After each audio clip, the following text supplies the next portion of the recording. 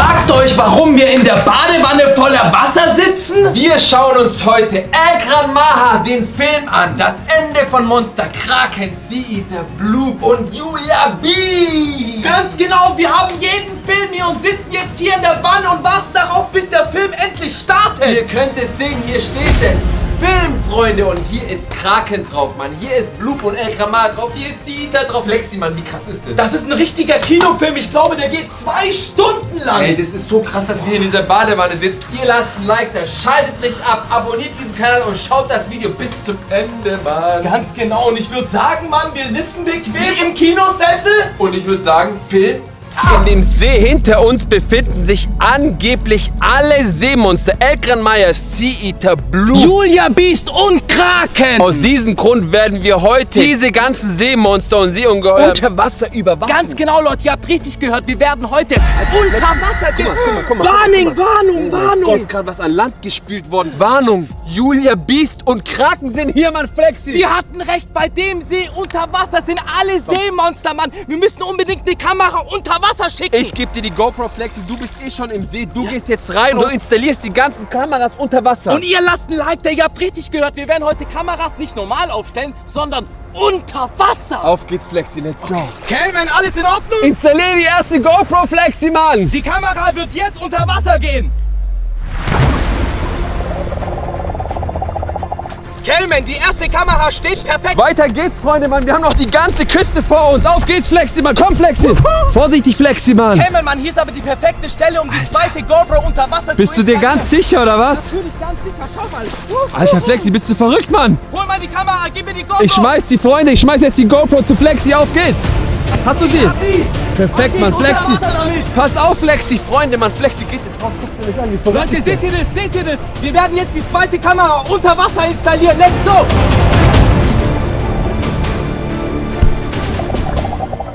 So, die zweite Kamera sitzt. Perfekt, Flexi. Komm auf Land, Mann. Wir haben jetzt noch viele weitere Kameras, die wir mit euch installieren werden. Auf geht's, Flexi, Mann. Let's go! Flexi, Mann, lass uns Kelvin, noch warte ein doch, Schild warte doch, einstallieren. warte doch. Warum denn? Warum? Was ist, wenn die Kreaturen aus dem See kommen und an Land gehen? Du hast recht, Mann. Lass uns an Land auch noch ein paar Kameras installieren. Auf geht's. Okay, Flexi, Mann, Freunde, die Kamera sitzt. Wir haben jetzt einen perfekten Blick auf den ganzen See, Mann. Dafür lasst ihr alle mal ein Like da und schreibt See in die Kommentare. S-E-E-E. Flexi, brauchen wir noch ein paar Kameras oder nicht? Man denkt, Wir das haben doch reicht. mit der Kamera den ganzen See im Blick und wir haben jetzt so viele Kameras unter Wasser aufgestellt. Die Damit schmeißen wir auch müssen noch rein, oder? Let's go!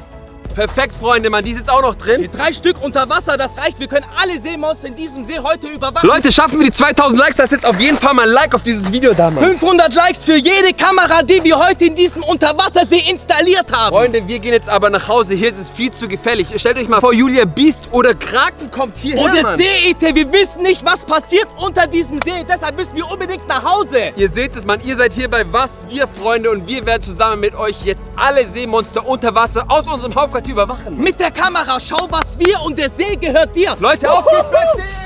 Flexi hat mit vollem Körpereinsatz alle Kameras für euch aufgebaut, Jetzt Mann. hoffe ich nur, dass alle Kameras auch funktionieren. Wir schauen mal rein. Oh mein Gott, Leute, ihr seht es, Mann. Wir kriegen einen Empfang unter Wasser, Leute. Wie geil ist das? Es funktioniert. Die erste Kamera funktioniert auf jeden Fall zu 100% und dafür könnt ihr alle mal schon mal einen Like da lassen. Schaut euch mal an, wie tief dieser See ist. Ein winziger Fisch, schau mal. 2 Fische sogar. 2, 3.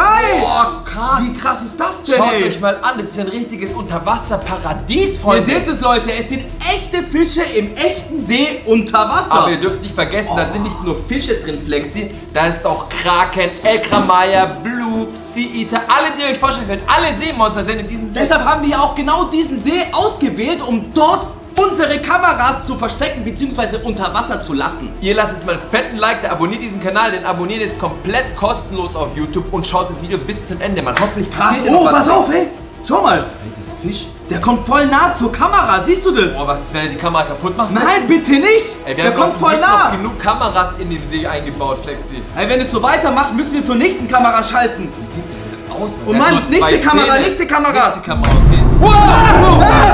Falsche Kamera, falsche Kamera. Das ist Kraken, Mann. Wir sehen Das ist Kraken. Habt ihr das gesehen, wie Kraken ist in dem See live?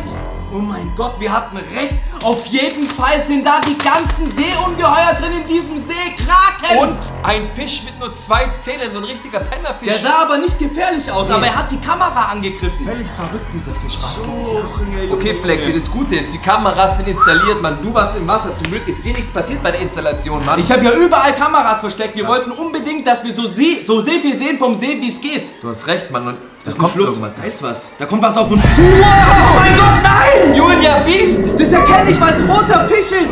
Das ist Julia Beast. Oh mein Gott, Freunde, ihr seht ihr das? Sie schwimmt an unserer Kamera vorbei. Ja, zum Glück schwimmt die nur an unserer Kamera vorbei und nicht in die Kamera. Flexi, Mann, das heißt Kamera überwacht. Kraken und Julia Beast haben wir schon mal gefunden mit euch zusammen. Ich sag nur eins, Mann, dieses Schild ist Gold wert. Warnung, Warnung, Warnung bei diesem See. Das lag im Wasser, ihr habt es gesehen. Wenn nicht, spult mal zurück an den Anfang, Leute, Mann. Ich glaube, da lag das drin, Mann, und genau die haben wir gesehen. Kraken und Julia Beast. Aber weißt du, was ich mich frage, Mann? Wir haben Angst vor diesen Seemonstern und Seeungeheuern, aber die Fische...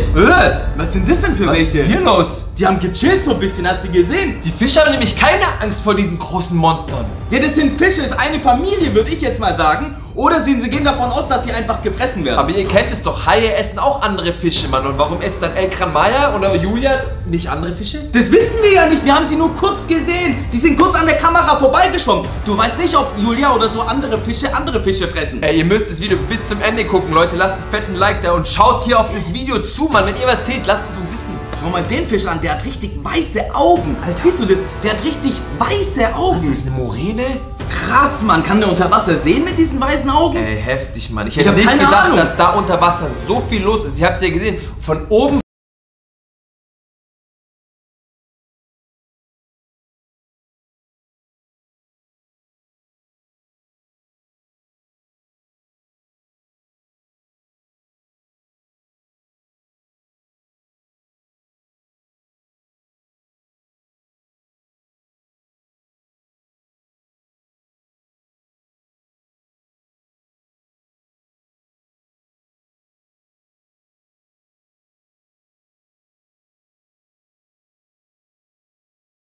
gewesen. Und da haben sich ganz viele Fische heimisch Natürlich, die eingerichtet. wohnen jetzt in diesem Schiff. Und das hier sind richtig krass. Alter, Ah, du hast genau. recht. Freunde, Mann, wie krass ist das? Das heißt, da ist irgendwo ein Schiff auf dem See geschwommen und es muss untergegangen sein. Vermutlich, weil es angegriffen wurde von Elkran Maya oder Bloop oder Sita. Und niemand hat das Schiff mehr rausgeholt. Deshalb sehen wir es jetzt mit den Unterwasserkameras. Natürlich holt es keiner raus, weil sich da keiner mehr reintraut. Hä? Was ist das denn? Das ist ein Rochen? Ja, aber der hat doch noch irgendwas auf sich drauf, oder nicht? Da sind 2 Fische auf dem Rochen. Was, die fahren, fliegen, schwimmen mit dem mit? Der Rochen nimmt die anderen 2 Fische mit, die chillen da drauf, oder Ist was? das ein Taxirochen? Das ist ein Taxirochen, Flexi. Ah, stimmt, warte. Nein, Mann, das ist ein Torpedorochen. Torpedorochen. Der hat so 2 Torpedorochen. Aber du hast recht, die 2 Fische, die lassen liegen sich- einfach auf dem Rochen drauf Ja. und fahren oder schwimmen mit. Als wäre der Rochen ein Taxi oder ein Uber. Ist aber auch gechillt, musst du nicht selber Wollte schwimmen. ich gerade sagen. Der Rochen schwimmt für dich. Der ist auch voll elegant, da fliegt er durchs Wasser. Sieht aber auch sehr, sehr groß aus, kann es sein? Voll Achse. Boah! Elkran Maya oder Bloop? Oha! Bloop! Das muss Elkran Maya sein! Oder Weil Bloop. ich glaube, Bloop ist etwas runder, wie so eine Kugel. Ja, bei Elkran Maya diesen fetten, langgezogenen Mund. Ja, aber wir sehen den Mund gar nicht, nur von der Seite. Ihr wisst ja, wenn man die Kameras unter Wasser aufstellen, sind sie immer von der Seite so. Hä? Was macht der da? Ist der alleine unterwegs oder wie? Nein, da unten hängen wieder Fische dran. Die folgen dem. Stimmt, ja, die verstecken sich. Weißt du, wo das beste Versteck ist? Unterm Fisch. Damit der kann Unterm nichts Fisch. passieren, den kleinen Fischen. Die werden da nicht gegessen. Die kann man gar nicht sehen. Er kann sie nicht sehen, wenn man unter drunten schwimmt. Alter, Mann, warte mal ganz kurz, Freunde. Kraken, Julia Beast und jetzt noch Bloop oder Elkran Maya. Und dieser Rochen. So viele verschiedene Fische sind hier in dem See unter Wasser. Und wir haben zum Glück alles mit der Kamera aufgenommen. Und ihr seid live dabei, Leute. Ihr dürft nicht abschalten. Ihr müsst das Video bis zum Ende schauen. Bitte bleibt bei uns, Mann. Es wird bestimmt noch spannender, Leute. Und deshalb lasst auf jeden Fall ein Like da und schreibt deinen Lieblingsfisch in die Kommentare. Alter, Mann. Aber Der guckt, wie groß der ist. Nein. Der rotiert unter Wasser. Der sucht sich seine Beute, aber greift noch nicht an. So macht es doch ein Hai genauso. Der schwimmt auch immer im Kreis und immer näher kommt er dann ran. Und so macht es Elkran Maya auch. Und wenn er dann seine Beute gefunden hat, schlägt er zu, meinst du? Ja, natürlich. Alter. Deshalb sind wir zum Glück zu Hause im Hauptquartier danke. und nicht dort unterm See, Mann. Wenn die Kameras kaputt gehen, ist egal, Leute. Aber Hauptsache, wir sind sicher, Flexi, oder? Eben, dafür gibt es ja Kameras, dass wir nicht dort sind, aber aber wir können alles mit euch sehen. Wir sehen es doch eindeutig, Mann. Das ist Blub, nicht El-Kamaha. Ist das echt Blub? Das ist Blub, Mann. Der hat nur seinen Mund noch nicht geöffnet. Wenn er seinen Mund öffnet, dann wird es so ein richtig rundes. Ja, jetzt ist er endlich mal ein bisschen näher an die Kamera geschwommen. Schau, wie nah er jetzt kommt. Voll nah an der Wasseroberfläche. Ja, aber jetzt, du kannst doch natürlich recht haben. Es könnte auch Blub sein. Ihr seht ja, die Sonne strahlt durch. Das bedeutet, er ist 1-2 Meter unter der Wasseroberfläche. Das heißt, er könnte jederzeit angreifen. Stimmt, der muss richtig nah an der Oberfläche sein. Heftig, Mann. Und da schwimmen noch ein paar kleine Fische hinterher und vor ihm. Das ist seine Armee. Die verschwimmen vor und gucken, wo die Gegner sind. Aber bis jetzt waren diese riesen Monsterfische immer alleine unterwegs. Kraken, Julia Beast, El-Kamaha, Blub, Seeeater. Alter, die Mann, waren ich bin immer alleine. So gespannt, was passiert, wenn Blub auf Kraken oder Seeeater oder Julia Beast treffen. Also der See ist nicht der größte der Welt, das heißt, die müssen doch irgendwann auch mal gegeneinander schwimmen. Es sei denn, Flexi, Mann, die haben jeder sein eigenes Territorium. Die einen sagen, du darfst nur in der Ecke schwimmen, der andere darf nur in der Ecke schwimmen. Oder der See ist unglaublich tief.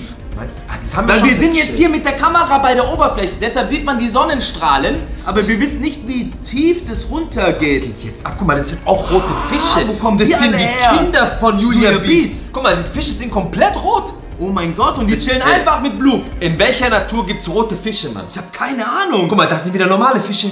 Da haben sich normale Fische und rote Julia Beast Fische Die tarnen sich doch alle unter Wasser und machen da irgendwas. Die haben doch irgendwas vor. Ey, zum Glück sind wir nicht ins Wasser, aber zum Glück ist dir nichts passiert, als du da reingesprungen bist am Anfang. Ja, aber ich wollte gerade sagen, schau mal, wie nah der jetzt an der Oberfläche ist. Der schwimmt ja gleich an Land. Aber er chillt, Mann. Wie gesagt, er ist auf Lauer, Mann.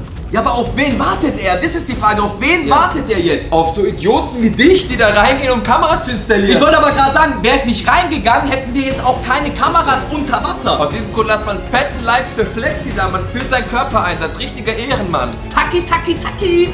Okay, aber Okay, der schwimmt immer noch. Ich würde gern wissen, wo der hinschwimmt, Mann. vielleicht schwimmt er zu El-Kamaha. Oder zu sie. Oder zu dem Rochen. Vielleicht hat der Bock auf den Rochen. Meinst du, der snackt den Rochen? Ja, natürlich. Mann, das ist Blub oder El-Kamaha. Das ist Riesenfisch. Der hat so ein Maul, wenn er es aufmachen würde. Weil es stimmt, jetzt sieht man das Maul nur geschlossen. Davor hat man es immer offen gesehen. Jetzt ist es mal zu. Ja, du hast recht, Mann. Das Beste ist aber echt, dass wir unter Wasser Kameraaufnahmen haben. Kamera überwacht jetzt unter Wasser. Schwimmt der weg, Mann. Der schwimmt weg. Wir verlieren ihn.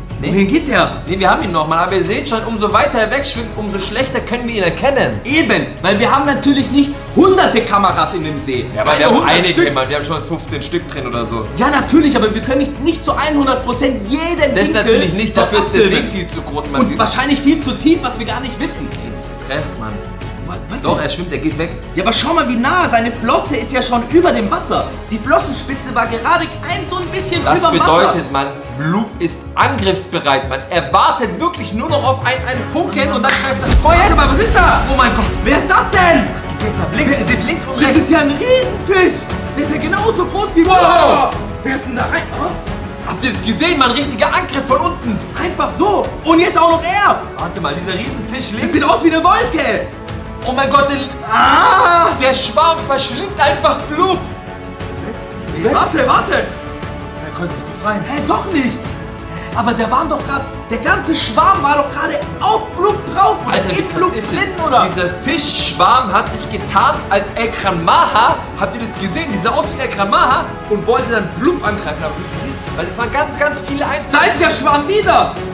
Guck mal, Passiert das gleiche ich jetzt sag dir nochmal. Flexi, Blub denkt, es ist El-Kamaha und will angreifen. Die greifen sich echt gegenseitig an. Schau. Der Blub schwimmt in El-Kamaha rein, also in den Schwarm. Alter, sowas Faszinierendes habe ich schon lange nicht mehr gesehen, Leute. Leute, der ganze Fisch ist gleich weg. weiterlassen. Der ganze Fisch ist Schau gleich mal. wieder komplett verschwunden. in Nur noch diesem seine Schwarm. Flosse guckt raus. In dieser Wolke. Für mich sieht es aus wie eine Wolke. Krass, passiert Freunde, hier, habt ihr Leute? schon sowas jemals hier entdeckt? Leute, lasst auf jeden Fall mal ein Like da. Zum Glück sind wir zu diesem See gefahren. Unglaublich wichtig. So krasse Aufnahmen. Bei was wir. Alter. Oh, warte. Ein Delfin! Das ist Flipper. Flipper, Mann! Flipper, natürlich. Endlich mal eine gute Nachricht, schön! Ey, nee, das freut mich wirklich, dass da Flipper ist. Würde dort nur Flipper sein, würde ich dort auch ins Wasser gehen. Flipper und sein Freund oder Freund? Flipper! Rest in Peace Flipper, würde ich sagen. Der ist von uns gegangen! Oh mein Gott, ey. Guckt euch Und an. weg ist er. Was ging da? Oh mein Das Gott. war so schön, Flipper. Warte, ey. Doch, Flipper. Die sind zu zweit hier. Schau mal, wie nah wir sind. Ungeheuer, Mann! Der soll aber mal sein Maul aufmachen. Ich würde gern mal die Zähne Was sehen. ist das, Mann? Ist das ein Haifischwal oder was? Keine Ahnung, ich würde gerne mal unbedingt die Zähne sehen. Wie groß Das ist nicht Blue, Mann, das ist ein ganz anderer Monster. Ja, natürlich, schau doch mal. Der hat so weiße Punkte. Das hat El Gran Maja nicht. Alter, Fraß, was geht hier ab, Mann? Krass. Und El Gran Maja hat, glaube ich, 6 oder 7 Augen. Ja, der hat... Ich schätze, der hat nur 2. Ich kann es nicht 100% Ja, wir sehen es sagen. ja nur von hinten, Mann. Der muss sich mal zur Kamera schwimmen, weil die Kamera befindet sich am Ufer. Jetzt können wir ihm ja schlecht sagen, hey, schwimm mal zur Kamera! Natürlich geht es nicht. Jürgen! Warte, wohin geht der? Läuft der oder schwimmt der? Der läuft. Nee, der schwimmt. Durchs Wasser. Der lässt sich treiben. Jetzt mach mal dein Maul auf. Da! Der schwimmt auf die Kamera zu. Natürlich. Oh, Ah, da ist er am unten. Der macht sein Maul auf. Nein! Das geht Nein, ab, oh der mein greift Gott. an. Die Kamera. Oh, was passiert hier, Flexi? Cayman! Flexi! Cayman, Mann! Was ist passiert? Cayman! Wo bist du denn? Was ist passiert? Cayman! Oh mein Gott, Leute, Mann! Freunde, Mann! Ich glaube, hier ist El Bloop. Hier ist El Gran Maja und El Bloop in dem See! Oh, Leute, ihr lasst euch noch ein Like da, Mann. Willkommen bei was wir hier Wir ist. sehen hier bei was wir in dem Geht's See hier ab, Freunde, Mann? Es ist viel zu heftig. Hat dich El Gran Maja in den See gezogen, El Gran Cayman! Maja hat mich gerade in diesem See. Er wohnt hier und Bloop auch. Was Wir sind deshalb hier mit dem Boot auf den See gefahren, um nach El Gran Maja und Bloop zu suchen. Bei was wir dafür lasst ihr alle mal ein Like da. Aber ich Hat hätte er dich nicht gedacht, dass El Gran Maja und Bloop uns angreift, Mann. Oh mein Gott, wir müssen aufpassen, Cayman! Vorsicht, ich habe ein bisschen Angst gerade, Freunde, Mann. Oh mein Gott, was machen wir jetzt, Flexi? Alter, Flexi, pass auf, vorsichtig, Mann. Hier ist irgendwo El Gran Maja. Hier, wo, Mann? Was Warte, machst ich du, schau kurz Flexi? nach! Bist du verrückt? Oh mein Gott. Freunde, Flexi ist lebensmüde, der steckt seinen Kopf da rein. Ich du seh blöd? nicht, Mann! Cayman, gib mir mal die GoPro! Ja, warte. Hier ist die GoPro, Flexi. Ich mach's dir an, Freunde. Ihr könnt es sehen, Mann. Und Hier. damit die GoPro jetzt unter Wasser, dann können wir Gott, alles komm, gib mir sehen, die was Kamera. unter Wasser ist. Bist du verrückt? Bist du Oh mein sicher, Gott, Flexi? ja, let's go!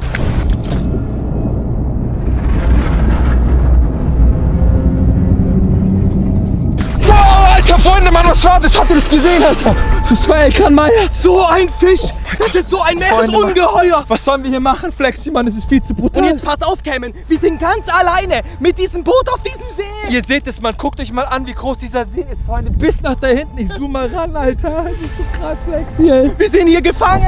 Ich werde da jetzt reinspringen, Freunde. Wann, Flexi, bist du bereit? Freunde, mein seid ihr Gott. bereit? Ich warte auf dich in dem Boot wieder! In 3, 2, 1.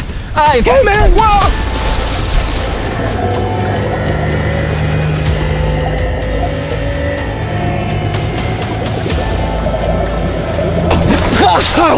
Und Cayman, hast du was gesehen? Ich habe leider nichts entdeckt, Freunde, Mann. Gar Ich habe hier nichts. nichts gesehen. Hier ist kein El Gran Maja und kein Bloop. Dann musst du mal unterm Boot nachschauen. Weißt du noch, vorhin hat uns was am Boot gestriffen. Freunde, Unterm Boot. was meint ihr? Soll ich Flexi meinen? Ich soll unter dem Boot nachgucken, bist du Leute, sicher? ihr schreibt jetzt alle mal Boot in die Kommentare. Oh. Und wir lassen alle mal jetzt ein Like da, weil Cayman wird jetzt unter dem Boot nach El Gran Maja und Bloop nachschauen. Auf geht's.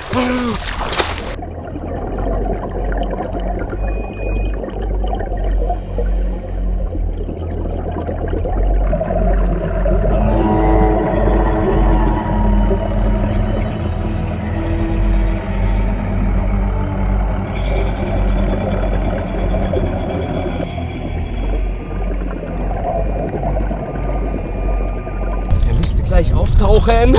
Oh mein Gott, Cayman, und hast du was gesehen?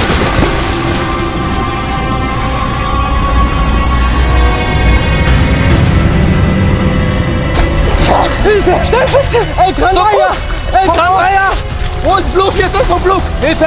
Ich hab was am Bein! Mein Bein! Hilfe raus, Flexi! Hilfe! Es ist viel zu krass, Freunde! Ihr lasst auf jeden Fall mal einen dicken Like. Hier ist irgendwo El Gran Maja oder Bloop im Wasser. Alle beide! Aber was machen wir jetzt, Flexi? Freunde, was sollen wir machen? Habt ihr eine Idee? Raff dich, Flexi, wir sind kurz hier. Hey, wie können wir die einfangen? Nein, das ist viel zu riesig. Die befinden sich hier irgendwo in diesem krassen See. Leute, schreibt ihr alle nochmal Boot in die Kommentare und lasst ein Like da. Und wir gehen jetzt auf die Jagd nach El Gran Maja und Bloop. Leute, Mann, wir müssen hier abhauen. Wir müssen sofort weg. Es kann nicht sein, dass El Gran Maja und Bloop uns zu verfolgen, Mann. Los, Mann, Cayman, let's go, wir müssen da ans Mann, Land. ihr seht es. Wir sind Landratten.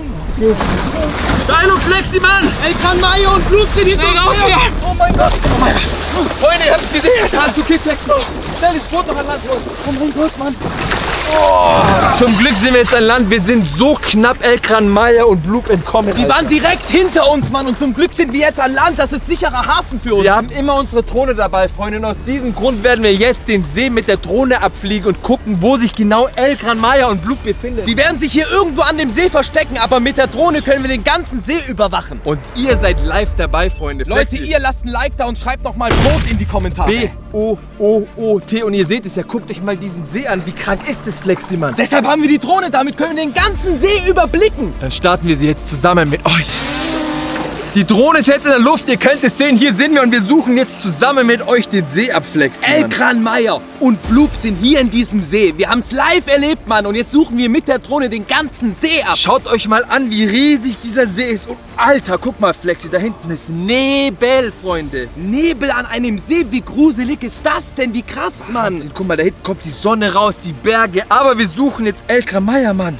Wo könnten die sich hier verstecken? Aber der See ist so groß, die können sich dort eigentlich überall verstecken. Schaut Mann. mal da drüben, Freunde, da fliegen wir jetzt hin. Da ist irgendjemand noch auf dem Wasser. Ist die Person verrückt? Die muss doch wissen, dass Elkran Maya im See ist. Eben, ihr seht doch, normalerweise ist gerade überhaupt keine Person mehr an dem See, auf dem See. Warum? Weil Elkran Maya und Bloop dort sind. Aber diese einzelne Person, Die paddelt da. Warum paddelt die? Ist die verrückt? Cayman, ich kann da gar nicht mehr hinschauen. Alter. Die kann doch nicht einfach seelenruhig ganz alleine auf diesem See jetzt da rumpaddeln. Wir können ja auch nicht helfen, weil wir haben ja kein Mikrofon in der Drohne, Freunde. Deswegen müssen wir weitersuchen. Wir müssen jetzt Elkran Maya und Bloop in diesem See hier beobachten und finden, Mann. Was passiert, wenn wir sie wirklich finden? Deshalb bleibt auf jeden Fall dran und lasst ein Like da. Okay, Flexi, Mann. Der See ist aber viel zu groß und du weißt, die wohnen hier, die leben hier, Mann. Wir müssen die absuchen, Schritt für Schritt, Zentimeter für Zentimeter. Ich habe noch nie so einen riesigen See gesehen. Ist doch logisch, dass sie hier wohnen. Warum? Weil sie hier am meisten Platz haben. Du hast recht, Mann. Guckt mal, wie groß überall Wasser war. Oh mein Gott, da ist Elkran Maya, Freunde, ihr seht es, da ist Elkran Maya, Wir Mann. haben ihn live mit euch Oh erwischt. mein Gott, wo ist er hin? Der ist untergetaucht, oder? Ihr seht den Schatten, guck mal, du siehst den Schatten unter Oh Wasser. mein Gott, ja. Seht ihr Er ist das, sofort Freunde? ins Wasser, oder? Ich weiß warum. Vielleicht ist er hochgegangen, hat unsere Drohne gesehen und ist direkt wieder abgetaucht. Alter, Flexi, der ist viel zu groß, Mann. Guckt euch mal diesen krassen Warte mal. Was ist denn? Da hinten sind noch weitere Leute im Wasser und die noch nichts von ihrem Unglück wissen, Mann. Rennen die gerade zum Ufer vielleicht? Die schwimmen gerade zum Ufer, oder? Du hast recht, die schwimmen gerade echt zum Ufer. Weil ihr seht es, Mann, die Leute sind ganz klar am Ufer und alle schwimmen irgendwie ans Ufer gerade. Haben die ihn auch gesehen? Die haben alle Elkran Maya gesehen. Ich weiß jetzt nicht, was wir machen sollen, Freunde. Wir haben ihn ja gesehen, er hat uns ja angegriffen. Elkran Maya und Bloop greift uns an. Mann, Und jetzt... der hat uns ins Wasser gezogen. Der wollte unser Boot zum Kentern bringen. Zum Glück sind wir jetzt an Land und fliegen mit der Drohne. Ey, wir schauen mal hier drüben. Hier drüben sind Leute am Campen auf dem Campingplatz und das alles noch in Ordnung, weil der Elkran Maya und Bloop kann ja nicht aufs Meer, auf das Land rauf. Ja, oder die wissen gar nicht, dass das Zuhause ist von Elkran Maya und Bloop. Vielleicht wissen die das nicht. Wir wissen sie echt nicht. Überlegt mal, Leute, die machen hier Urlaub an diesem See und wissen gar nicht, dass dieser See eigentlich Elkran Maya und Bloop gehört. Das gehört denen. Dieser See gehört diesen zwei Fischen. Ihr seht es, Mann, Freunde. Viel zu krass, Alter. Oh mein Gott, da geht's ja auch noch in die Richtung. Überall ist der See. Wo ist Bloop? Alter, es ist Versteckt er sich schon wieder? Ich glaube, das Sinnvollste wäre, Freunde, wenn ich jetzt zurück zu uns fliege. Was meinst du, Flexi? Das ist eine super Idee. Wir haben zwar Elkran Maya gesehen, aber Bloop noch nicht. Was ist, wenn Bloop auf einmal auftaucht oder vielleicht auch die Drohne frisst? Du hast recht, Mann. Wir fliegen zurück, Flexi, Mann. Wir fliegen zurück und dann werden wir da rausgehen und werden uns den Bloop schnappen, Mann, oder? Auf jeden Fall, Mann. Was meinst Bloop haben du? wir nicht gesehen. Den müssen wir jetzt auch noch suchen und finden. Ey, das ist krass. Oh mein Guck Gott, mal das an. Und du weißt ja, unsere Drohne ist so klein und das Maul von denen ist so groß. Der kann einfach die Drohne von uns verschlucken. Du hast recht, Mann. Du hast komplett recht. Leute, Mann, ihr seht es, Mann. Hier vorne ist schon das rote Boot. Da Oh mein fliegen Gott. wir jetzt direkt ran. Und rote Boot bedeutet, das ist unser Boot. Das ist was wir, das Boot. Schau, was wir und das Boot gehört dir. Leute, Mann, ihr seht es. Hier sind wir. Ja, ja. Guckt es euch an. Oh mein Gott. Da sieht man uns, oder? Ja, ja, da sieht man uns. Leute, das sind wir. Ja, Mann, zum Glück. Und wir stehen noch hier. Wir wurden noch nicht gefressen. Wisst ihr was, Mann? Ich flieg mal die Drohne hinter Hinter das uns, Boot? damit ihr die auch auf der Kamera mal seht. Ja, Mann, live mit der Drohne seid ihr. Oh mein Gott, sieht man die jetzt? Oh mein Gott, sieht man die? Das sind wir, oder? Alter, Oder sind wir hier? Seite, Mann. Komm, wir landen die direkt, Alter. Okay, wir landen sie. Komm, hol sie. Ich hab sie. Perfekt, Freunde, Mann. Jetzt geht's ab, Alter. Flexi, sofort ins Boot, oder? Auf geht's. Lasst uns abhauen. Es fängt auch noch an. Wow. Was ist denn? Oh mein Gott, schau dir das mal an, Flexi. Oh mein Gott. Oh mein Gott, das sind Fische, Mann. Ja, aber siehst du nicht, was mit denen ist? Die leben können gar nicht nicht mehr. mehr schwimmen. Die leben ja gar nicht mehr. Oh mein Gott, da hinten sind noch mehr. Mein Gott, schau dir das an. Hier sind überall Fische an die Landküste Cayman, geschwommen. weißt du, was das bedeutet? Wir sind auf der richtigen Spur von Bloop. Wir gucken weiter, aber schaut euch mal das Wetter an. Das bedeutet, Bloop ist böse und El Gran Maya ist sauer. Und Bloop erwacht gerade. Komm, wir Er gehen erwacht. weiter. Oh mein Gott, Flexi, Tom, guck mal.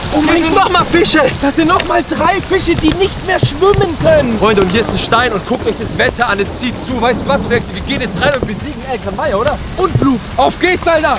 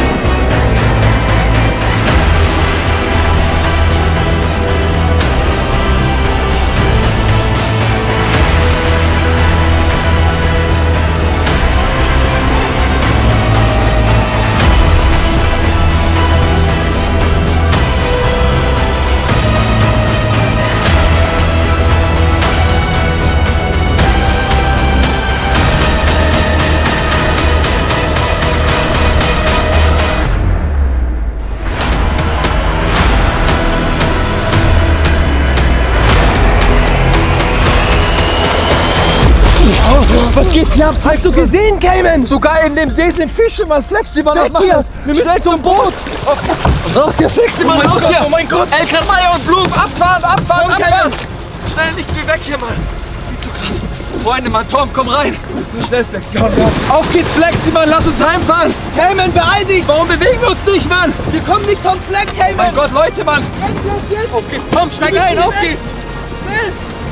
Wir sind jetzt auf unserem Boot, aber nicht sicher. Deshalb müssen wir jetzt unbedingt die Drohne starten, damit wir ganz genau wissen, wo sich El Gran Maya und Bloop befinden. Guckt euch mal um, Tom. Schau dir mal alles an. Wir sind ganz Menschenseelen alleine. Niemand ist hier außer wir und die Drohne, Mann. Und weißt du, warum hier niemand ist? Warum? Alle sind abgehauen. Aber wir, bleiben natürlich da, haben die Drohne ausgepackt und werden sie jetzt starten. Ihr schaut das Video jetzt auf jeden Fall bis zum Ende und dann werden wir zusammen mit euch jetzt die Drohne starten. Weil wir brauchen eure Hilfe. Ihr müsst genau schauen, was in dieser Folge passiert und schreibt in die Kommentare und lasst ein Like da. Schaffen wir die 2000 Likes? Flexi, bist du bereit? Drohne starten. In 3, 2, 1. Die Drohne ist in der Luft, Leute. Und sicherheitshalber haben wir uns an Land zurückgezogen. Ihr könnt es sehen, Freunde, man, hier auf diesem Meer ist angeblich Sea Eater und Bloop und El Gran Maya. Alle drei. Deshalb sind wir wieder zurück an Land gegangen, dass wir 100%ig sicher sind. In diesem Tretboot war es einfach viel zu unsicher, viel zu wackelig auf dem Wasser. Und wenn dann der Sea Eater kommt, ihr werdet es nachher noch sehen, wenn wir ihn hier treffen, dann wird er uns aufessen, Flexi, Mann. Der ist so groß, der ist größer, angeblich größer als alle beiden anderen Fische wie Bloop und El Gran Maya. Und ihr wisst ja, wie groß El Gran Maya ist. Oh, Flexi! Nein! Da ist der Sea Eater! Das ist der! Ihr seht den Sea Eater! Hier ist der Sea Eater, Freunde, Mann! OMG, Flex, wie heftig ist es? Wir wir haben ihn live entdeckt. Hast du die Arme gesehen? Ey, und er ist wieder untergetaucht. Der läuft sozusagen durchs Wasser und sein Mund ist ein riesen... Was ist das? Wie so ein Tunnel. Ja, weiß ich nicht, irgendwie. Damit kann er alles aufessen. Er kann einfach Flexi, damit alles schlucken. Ich muss dir danken. Danke, Flexi, dass du gesagt hast, dass wir an Land gehen sollen. Ich wollte erst auf dem Tretboot die Drohne fliegen, aber Flexi hat gesagt, wir sollen auf Land gehen, Mann. Sicher ist sicher. Du hast gesehen, wie groß der ist. Der hätte uns mit dem Tretboot einfach verschlungen. Einfach geschluckt, gegessen. Das Krasse ist, in diesem See haben wir auch letztes Elkran Maya gesehen. Und jetzt ist hier auch noch Sea Eater. Und wir haben Blut gesehen dort. Ey, alle drei in diesem drei. See. Ich bin gespannt, was passiert, weil angeblich wird Sea Eater, Bloop und Elkran Maya immer angreifen. Leute, ihr lasst jetzt alle mal ein Like da. Und die größte Frage ist, warum treffen sich alle drei Riesenmonster hier in diesem See? Wahrscheinlich ist der Sea Eater der Aufpasser der Meere. Er heißt ja Sea Eater. Er isst sozusagen den See oder den Ozean. Vielleicht ist das der Chef. Alter. Der Chef von allen anderen riesigen Fischen oder Riesenmonstern. Ihr habt es gesehen, da sind noch ein, zwei Leute auf dem Wasser hier auf dem See und paddeln mit ihrem Kajak oder Floß durch die Gegend. Die wissen doch gar nichts von dem Unglück. Die haben einfach nur Glück, weil die haben wahrscheinlich noch gar nicht gesehen, Ja. was da für Monster in dem ganzen See Stell dir rumschwimmen. mal vor, der Sea Eater taucht vor denen auf und die sehen das direkt. Junge. Zu spät. Das Ich ist würde zu sagen, spät. dann ist es einfach zu spät. Deshalb, Leute, bleibt auf jeden Fall dran. Diese zum Folge Schluss. wird richtig, richtig spannend. Welcome to Was Wir! WASWIR. Jetzt in die Kommentare. Schreibt mal wir? alle unseren Kanalnamen rein. Was wir! Gerne mit Abstand was, Abstand wir oder zusammen. Eigentlich zusammen, Freunde. Was wir und die Hitze gehört dir. Und das Wasser auch, Flexi. Man, da vorne ist noch ein Segelschiff. Ihr seht es? Oh, mit einem roten Segel. Ja, mit Finde ich cool. Finde ich auch cool. Weil die meisten Segel Du siehst haben es, immer einen Flexi. weißen. Der fährt auch Richtung Land, Mann. Ich glaube, der hat den... Nein, Wow! alle drei! alle drei! Nein! Oh mein Gott, Freunde, ihr habt es gesehen, Freunde. Das Segelschiff ist einfach weg. Da war Bloop und Elkran Maya und Sea Eater und Bloop hat das Segelschiff gegessen. Spur zurück. Alle drei auf einmal in einem... Ich wollte gerade sagen, wollten die zusammen kämpfen? Nein. Alle drei gegeneinander? Die wollten einfach nur dieses Segelschiff essen und ihr habt es gesehen, das Segelschiff ist weg, einfach gegessen. Wer am schnellsten das Segelschiff ist, das war die Challenge. Und ich glaube, Alter, ich weiß es nicht, es war glaube ich Bloop, oder? Hat's gewonnen? Ich glaube Bloop hat es gegessen. Bloop oder Sea Eater? Eins, boah, aber ich weiß es nicht, die sahen ähnlich aus. Beide so grau.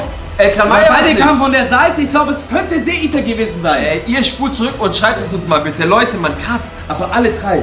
Alle drei habe ich noch nie gesehen. geht Noch hier nie alle drei gleichzeitig im See, Die muss ich im gleich mal Wasser. aufzählen. Sea Eater, Bloop und Elkran Maya. Es kann doch nicht sein, dass die alle drei auch gleichzeitig erscheinen. Das Seeesser. Das ist Sea Oh mein Eater. Gott, da ist Sea Eater, das ist Sea Eater. Oh mein Gott, habt ihr gesehen, wie der da durchs Wasser läuft und schwimmt und watschelt? Der sucht irgendjemand. Läuft der oder schwimmt der mit diesen Händen? Der passt auf, wie du sagst, der ist der Chef und der bewacht hier den See. Echt Ja, jetzt? natürlich, der Flex, ihr habt es gesehen. Ihr habt es doch auch gesehen. Der war. Aber was ist dann mit Bloop und Elkran Maya? Viel zu heiß, war viel zu heftig, Freunde, weil ich weiß es nicht. Okay, flieg auf jeden Fall mal weiter.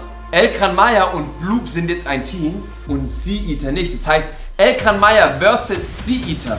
Und Beide, also 2 gegen 1. 2 gegen 1. Warum? Weil Sea Eater doppelt so groß Vor ist der Größe, ja. und das Maul auch riesig ist. Wobei der älteste ist angeblich Elkran Maya. Ihr wisst es ja, in Spanien hat die noch 15. Jahrhundert was, oder? 15. Jahrhundert war's, ja. Okay. Aber guck mal, wie hoch es da geht. Alter, Das sind die Berge vom See. da könnten wir uns gut verstecken. Auf jeden Fall. Wären wir dort, wären wir noch sicherer, als wir jetzt auf dem Land sind. Und ihr seht, wie groß dieses See ist, dieser Meer. Was ist das, Mann? Ozeansee. Ozeansee? Ganz genau. Und ihr habt ja gesehen im Verhältnis, wie groß Elkran Maya und wie groß der Sea Eater ist.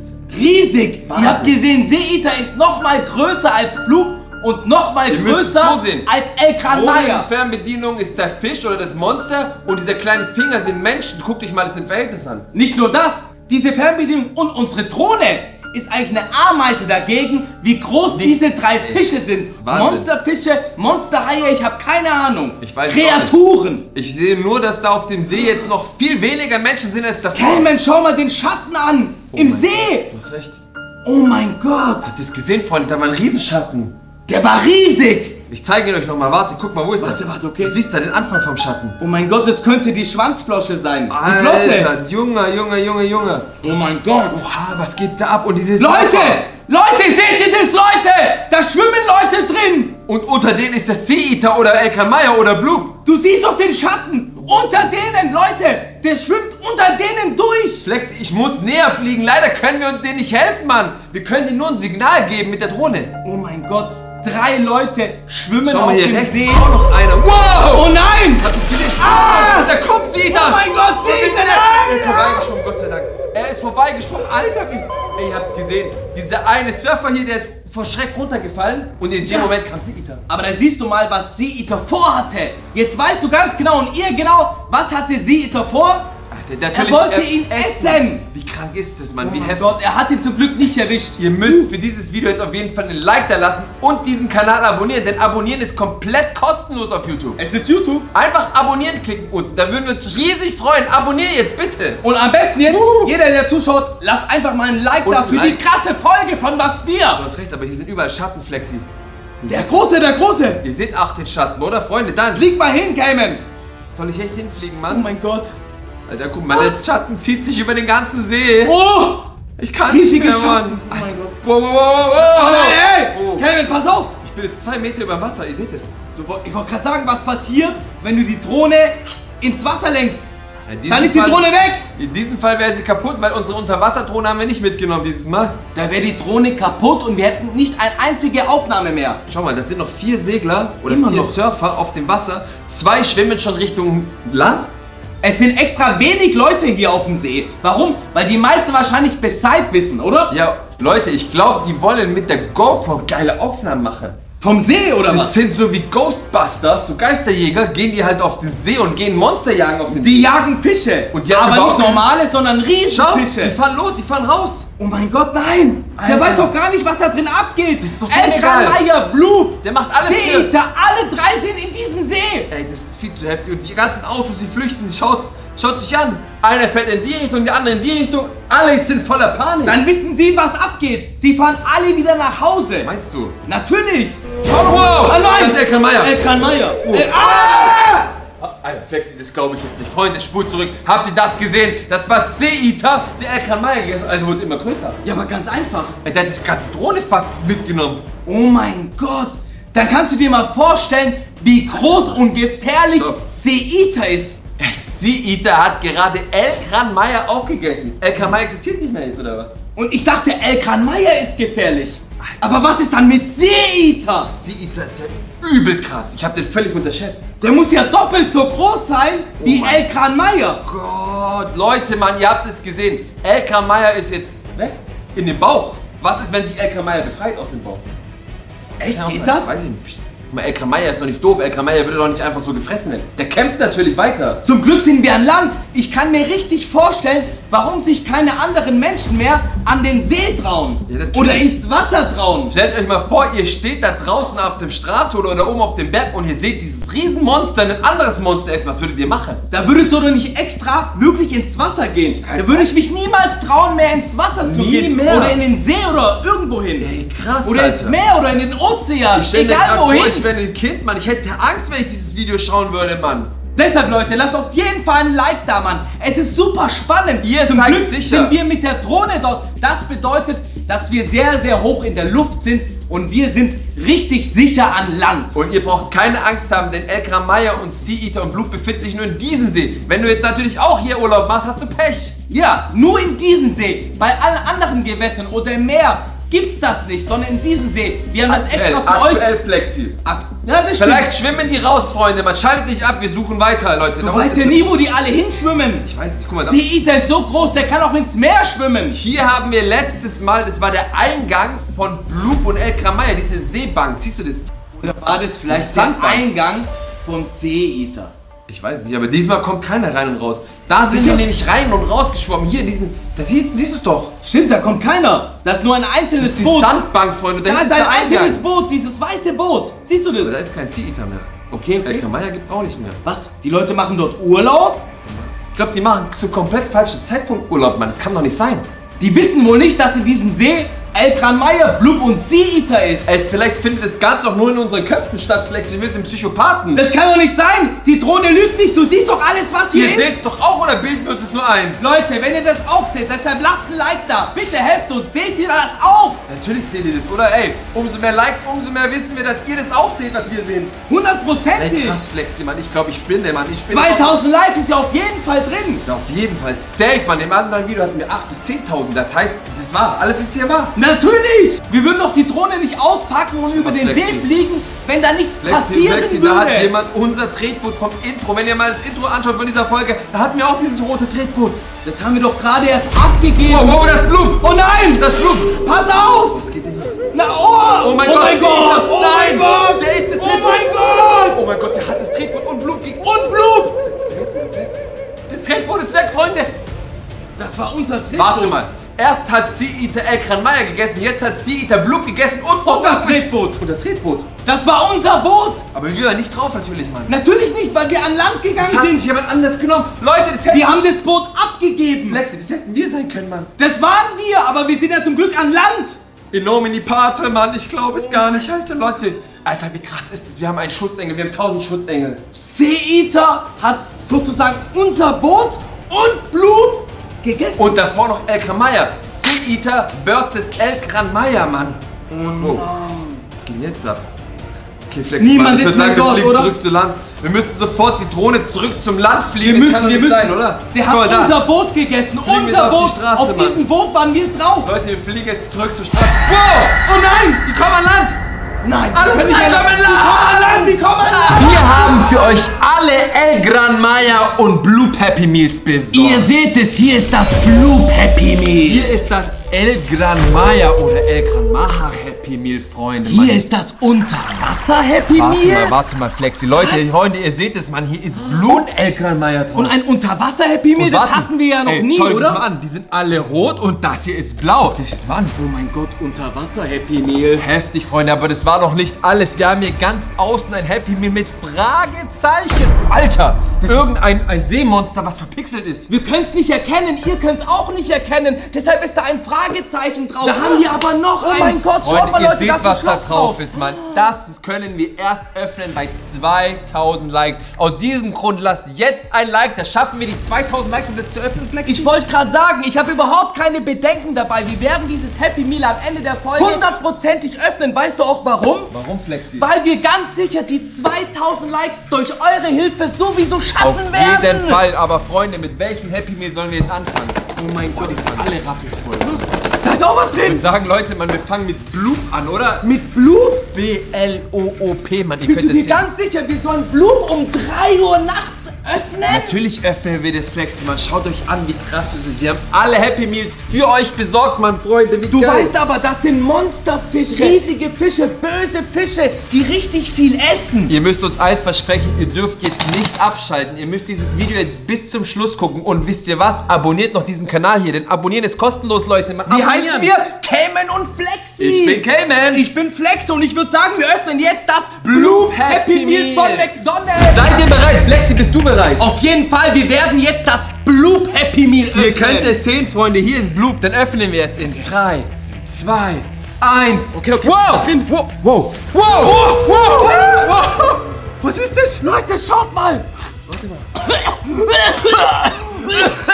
Was ist hier los? Alles unter Wasser. Guck mal, da waren Haie drin. Da sind Haie drin. Da sind Haie drin. Leute, schaut mal, da sind... Oh mein Gott, Was ist hier los? Haie drin. Freunde, guckt euch mal an. Warte mal. Hier unter Wasser. Ja, aber wieso Wasser? Das ist Salzwasser, Mann, Flexi. Natürlich, jetzt hab Ich ich... mal an, als hätte ich mir in die Hose gemacht. Leute, Salzwasser, Meerwasser, das ist da, wo Bloop zu Hause ist. Oh mein Gott, Freunde, wollt ihr mir erzählen, dass in diesem Happy Meal 1 Liter oder 2 Liter echtes Meerwasser drin war? Echtes Meerwasser zu Alter, Hause vom ich muss es Urlaub. nochmal probieren, warte.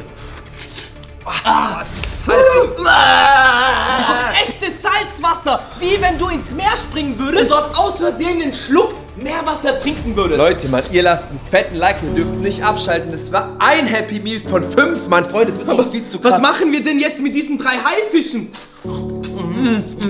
Leute, ich würde sagen, wir machen jetzt das nächste Happy Meal, oder? Wir haben jetzt aufgeräumt, alles ist blitzblank sauber gemacht worden. Ich bin zwar immer noch ein bisschen nass, aber jetzt ist die Frage, welches dieser Happy Meals sollen wir öffnen? 2000 Likes haben wir leider noch nicht erreicht. Deshalb, Leute, lasst jetzt alle mal noch ein Like da, dass wir endlich dieses Schloss hier öffnen können und dieses Happy Meal öffnen können. Und ganz wichtig, Leute, abonniert jetzt diesen Kanal, denn abonnieren ist kostenlos. Ihr würdet uns beiden so einen riesen Gefallen tun. Bitte, bitte abonnieren. Und für euch kommt die beste Unterhaltung raus. Ihr wisst es doch. Schaut, was wir und Cameron und Flexi und der Tag gehört dir. Dann haben wir noch El Gran Maja oder El Gran Maja. Maja.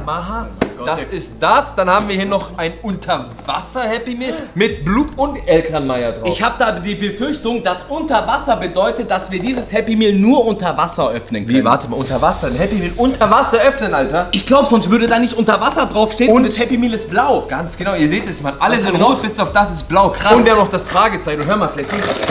Alter, das ist so rappelvoll, Mann. Und das ist so voll und ich bin ehrlich, ich liebe Fragezeichen, weil da ist immer so eine Überraschung drin. Deshalb muss ich jetzt unbedingt wissen, was Überraschung in diese Fragezeichen Happy Meal drin ist. Und ich will auch unbedingt wissen, was für ein Seemonster, ein Untersee-Deep-Sea-Monster das hier sein könnte, Mann. Wir wissen es nicht, aber ich will es unbedingt wissen. Flexi, Fragezeichen, bist du bereit? Seid ihr bereit? Flexi, bist du bereit? Ja. Okay, dann öffnen wir das Happy Meal in 3, 2, 1. Wow! Hä? Da passiert ja gar nichts, Flexi, Mann. Oh mein Gott! Was ist denn los, Alter? Oh mein Gott! Das Happy Meal! Was ist das denn? Oh mein Gott, wo ist das Wasser? Wo ist das ganze Wasser hin jetzt auf einmal, wo wir was braucht, Alter? Ist das Fragezeichen gewesen? Die Überraschung für uns oder was? Ein Feuerwehr? Leute, waren hier qualmt? Was ist hier los? Freunde, im ersten Happy Meal war Wasser drin. Und jetzt hier bei dem Fragezeichen Feuer und Wasser. Feuer und Wasser. Wir hätten das Wasser-Happy Meal danach öffnen müssen, damit wir das hier löschen können. Darum war da Wasser drin. Das hier ist weit und breit nichts drin, Alter. Das ist viel zu heftig. Aber ich muss sagen, ich habe mich wirklich richtig erschrocken. Auf einmal ging das mit Flammen auf. Krass, Leute, Mann. Ey, was geht hier ab, Mann? Ihr müsst auf jeden Fall das Video bis zum Ende gucken, denn es ist komplett krass, was wir hier machen, Freunde. Und das Gute ist, wir haben noch ganze 3 Happy Meals. Ich weiß jetzt aber immer noch nicht, Flexi, was das für ein Seemonster ist. Natürlich der Feuerteufel. Der lebt unter Wasser und ist der Gegner von Blub und El Gran Maja. Ich zeige euch mal ein Bild. So sieht der aus. Leute, Mann, der sitzt unter Wasser. Oh mein Gott, Flexi, der Feuermelder ist angegangen. Ich hör's. Oh mein Gott, Freunde, sogar der Feuermelder geht bei dem Happy Meal an. Du hast doch gesehen, Mann, aus dem Happy Meal kam ganze Zeit Feuer raus. Alter, das war so richtig laut, Mann. Und das alles wegen diesem Fisch da, wegen... Ach, ich habe keine Ahnung, Mann, aber wir haben immer noch weitere Happy Meals. Wir müssen sie öffnen. Leute, Mann, wir haben hier noch das Unterwasser-Happy Meal. Das El Gran Maja Happy Meal. Und natürlich das Happy Meal mit dem Schloss. Dafür brauchen wir 2000 Likes von euch. Und falls du es nicht getan hast, hast du jetzt nochmal die Möglichkeit zu abonnieren. Drück einfach da unten drauf, das ist komplett kostenlos auf Abonnieren. Und einfach mal ein Like da lassen für die Top-Unterhaltung. Aber ich würde sagen, eins von den 2 öffnen wir jetzt sofort. Das El Gran Maja, guckt es euch an. Aber du weißt, El Gran Maja ist doppelt so groß wie Blub. Du hast recht, und El Gran Maja ist auch viel älter als Blub. Angeblich wurde El Gran Maja das erste Mal im 15. Jahrhundert von irgendeinem Spanier entdeckt, Mann. Ja, auf dem Schiff, Mann, als Riesenungeheuer. Krass, weißt du was, Flexi, Mann? Wie das Loch Ness, kennst du doch auch. Natürlich, ihr kennt doch auch alle noch. Ja, dieses Monster im See. Dann lass uns keine Zeit verschwenden, wir öffnen jetzt El Gran Maja. Leute, seid ihr bereit, dass wir das El Gran Maja Happy Meal öffnen? In 3, 2, 1. Guck mal rein, Flexi! Oh mein Gott! Freunde, Mann, ich hole jetzt was raus, Alter. Schaltet auf gar keinen Fall ab. Was ist das? Irgendwas Glitschiges. Was Glitschiges? Was kann da drin sein? Oh mein Gott! Leute! Da ist noch was drin, Flexi. Ist da noch was drin? Erzähl mal, hol raus. Hol raus, Alter! Oh mein Gott, aber Cayman, weißt du, wer das ist? Das ist El Gran Maja! Das ist El Gran Maja! Im Happy Meal drin! Ja, das ist El Gran Maja! Schaut euch das mal an, was für ein Riesenfisch. Der größte, der tropft sogar. Das ist der größte Fisch im ganzen Meer! Und das im Happy Meal von McDonald's! Warte mal, Cayman. Ist das jetzt der neue Filet-O-Fisch von McDonald's? Das Original Filet-O-Fisch in XXL El Gran Maja Style. Guckt es euch an. El Gran Maja Edition! Gott, und das ist oh mein Gott, das ist El Gran Maja, der du ist siehst wirklich es. echt, dieser Fisch. Aber warte mal, aber wenn dann Brötchen dabei ist, Bedeutet das, wir sollen den essen? Sollen wir den wirklich essen, Flexi? Ich weiß es nicht. Schau doch mal, warte! Schau mal, Elkan Maya schaut dich an und sagt nein! Weißt du was, Flexi? Das ist geil, Mann. Den hauen wir auf den Grill. Auf den Grill! Ey, so ein riesen El Gran Maha in einem Happy Meal. Habt ihr gesehen, wie klein so ein Happy Meal ist? Und da passt ein ganzer Fisch rein. Und das Geile ist, noch niemand hatte Elkan Maya auf dem Grill. Leute haben ihn mit der Drohne gesehen. Leute haben ihn unter Wasser gesehen. Aber noch nie wurde Elkan Maya gegrillt. Da ist richtig viel Eis drin, damit der schön tiefgefroren und frisch bleibt. Schaut euch mal dieses leckere Lachsfilet an, Mann, Freude. Oh mein Gott, Elkan Maya. Und die Kiemen, die sind noch komplett zart rosa. Das bedeutet, dieser Fisch ist komplett frisch. Und jetzt pass mal auf, Kevin. Jetzt mach mal deinen Finger vorne rein, ob er auch wirklich nichts mehr uns tut, Elkan Maya. Okay, Leute, ihr seht es, Mann. Komm näher. Kleiner Spaß, Freunde. Sowas hätte ich nicht erwartet. In dem echten Original McDonald's Happy Meal ein richtig großer Fisch, El Gran Maya. Ich wollte gerade sagen, du darfst aber nicht vergessen, es ist nicht nur ein Fisch, es ist El Gran Maya. Weißt du was, Flexi, den schmeißen wir auf gar keinen Fall weg. Den legen wir jetzt zurück in den Kühlschrank und essen den nachher, oder? Okay, bis später. Komm, auf. Hier ist ein Teller, Cayman. Perfekt, Freunde. Wir schmeißen natürlich keine Lebensmittel weg, Leute. Und auf keinen Fall schmeißen wir El Gran Maya weg. Perfekt. Wie gesagt, den essen wir nachher. Den hauen wir lecker auf den Grill morgen zum Frühstück. Wer hatte das schon? El Gran Maya zum Essen. Oh, ich muss mal kurz Hände waschen, dann melde ich mich gleich wieder. Leute, wir haben jetzt alles sauber gemacht und ihr könnt es sehen, wir haben jetzt noch 2 Happy Meals. Meine Hände riechen leider immer noch nach Fisch, egal wie viel Seife ich benutze. Aber Leute, welches sollen wir öffnen? 2000 Likes oder das Unterwasser? Ich glaube, die 2000 Likes haben wir ganz knapp noch nicht erreicht, oder? Ja, es fehlen noch 61 Likes, Freunde. 61 Likes, Mann, dann können wir das öffnen. Leute, liked es und wir werden das am Ende des Videos auf jeden Fall öffnen. Da schaffen wir die 2000 Likes. Das sicher. bedeutet, wir öffnen jetzt das Happy Meal, wo Unterwasser draufsteht und Blue und El Gran Maha drauf ist. Ja, aber was bedeutet denn bitte ein Happy Meal unter Wasser? Wir finden es raus in 3, 2, 1. Es geht voll schwer auf, Mann.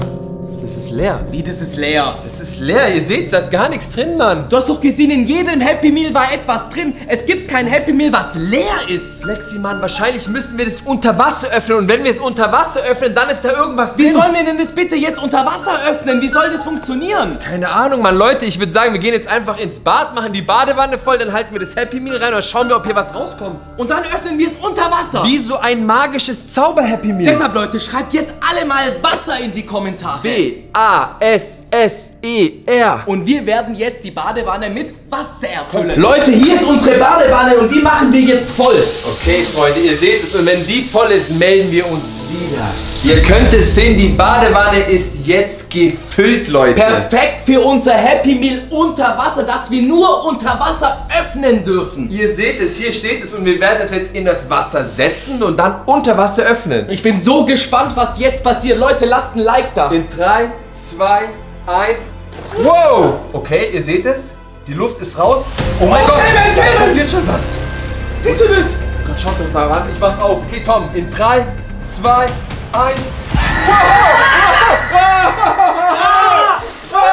Was ist da drin? Oh mein Gott, schaut sich mal an. Auge, da ist ein Auge drin. Irgendwelche Enten, Alter. Und warte mal, schau mal, das ganze Wasser hat sich blau gefärbt, Mann. Wahnsinn, wie der Karton, Alter. Nein, die Blue und El Gran Maya aus dem Meer. Wo kommen die her? Aus dem blauen Meer. Aus der Tiefen des Ozeans. Guck dich mal an, was ist das hier, Flexi? Alles hat irgendein Auge. Schau mal, jeder hat Augen. Was ist das, Mann? Sogar die Ente hat 2 Augen. Was geht hier ab? Krass, Mann. Guck dich das an, Freunde. Schau dir das mal an, Flexi. Leute. Und dann leuchtet alles auch noch. Was ist das, Mann? Hilfe!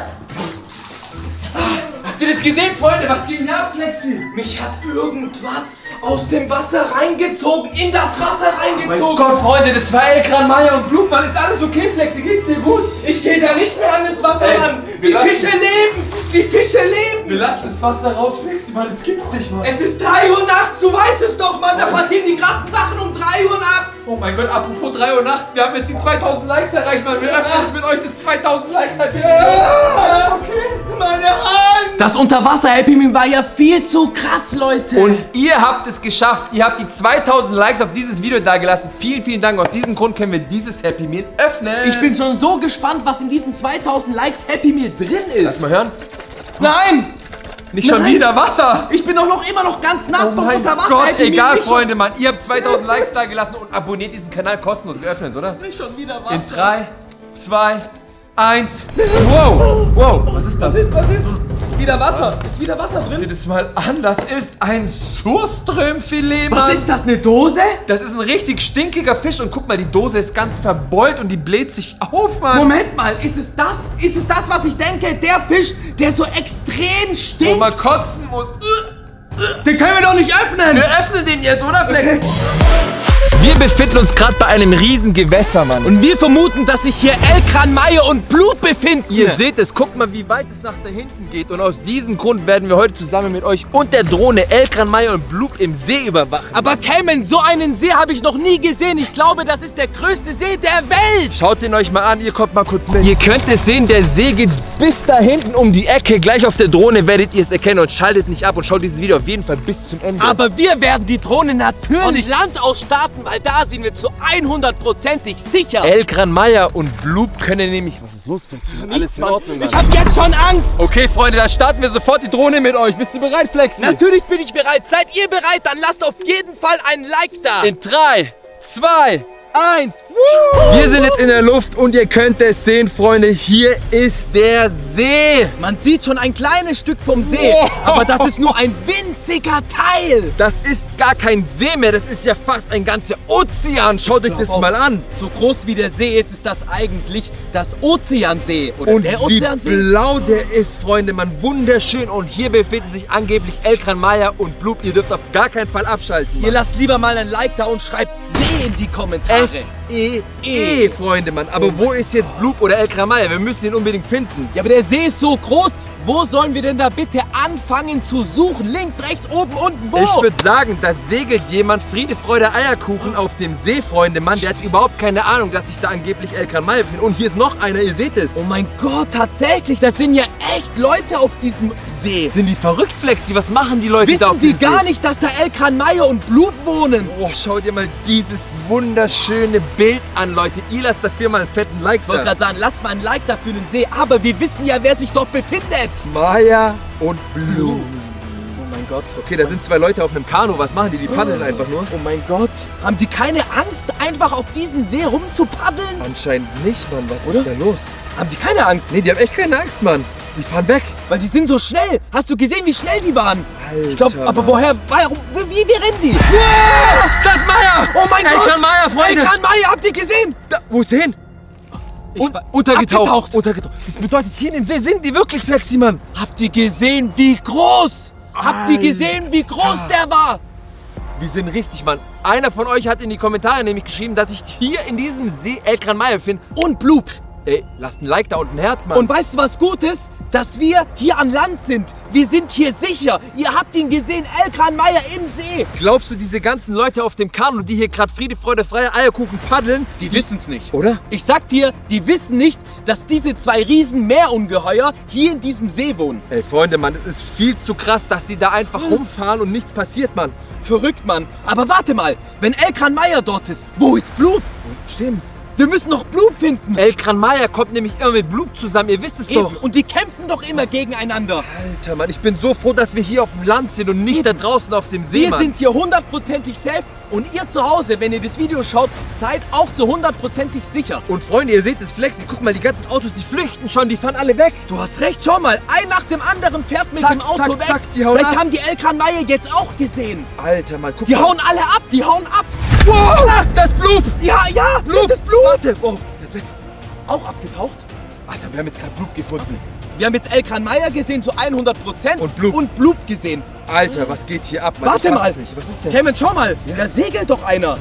Da war doch gerade noch Blut vor vielleicht 10 Sekunden. Und da segelt doch einer ganz alleine. Es könnte jeden Moment sein, dass Blub unter Wasser auftaucht und sich den Segler schnappt. Weil Blub und Elkran, Maie haben doch so ein riesiges Maul. Die können einfach alles verschlingen mit einem Haps. Ey, ihr müsst das Video auf jeden Fall bis zum Ende schauen. Versprecht uns das. Lasst bitte einen fetten Like da, Mann. Leute, jeder, der jetzt zuschaut, liked das Video, dass wir auf jeden Gott, Fall du die hast recht. 2000 Likes schaffen. Der Segler fährt zurück ans Ufer, der flieht auch, Mann. Ich wollte gerade sagen, schaut mal, wie schnell der ist. Er hat ihn gesehen und will sich jetzt uns ans Ufer retten. Zum Oh Glück mein stehen Gott. wir schon am Ufer. Der gibt Vollgas, Mann. Oh mein Gott. Aber warte. Oha. Flexi, warum haben wir eigentlich keinen Tisch mitgenommen, damit wir uns anlehnen können? Meinst du die höhenverstellbaren Tische von Flexispot? Ja, Flexi, höhenverstellbare Tische von Flexispot. Wir haben von unserem Sponsor Flexispot den E7Q zur Verfügung gestellt bekommen. Der E7Q bietet eine Wahnsinnshöhenverstellung von 65,5 bis 130,5 cm.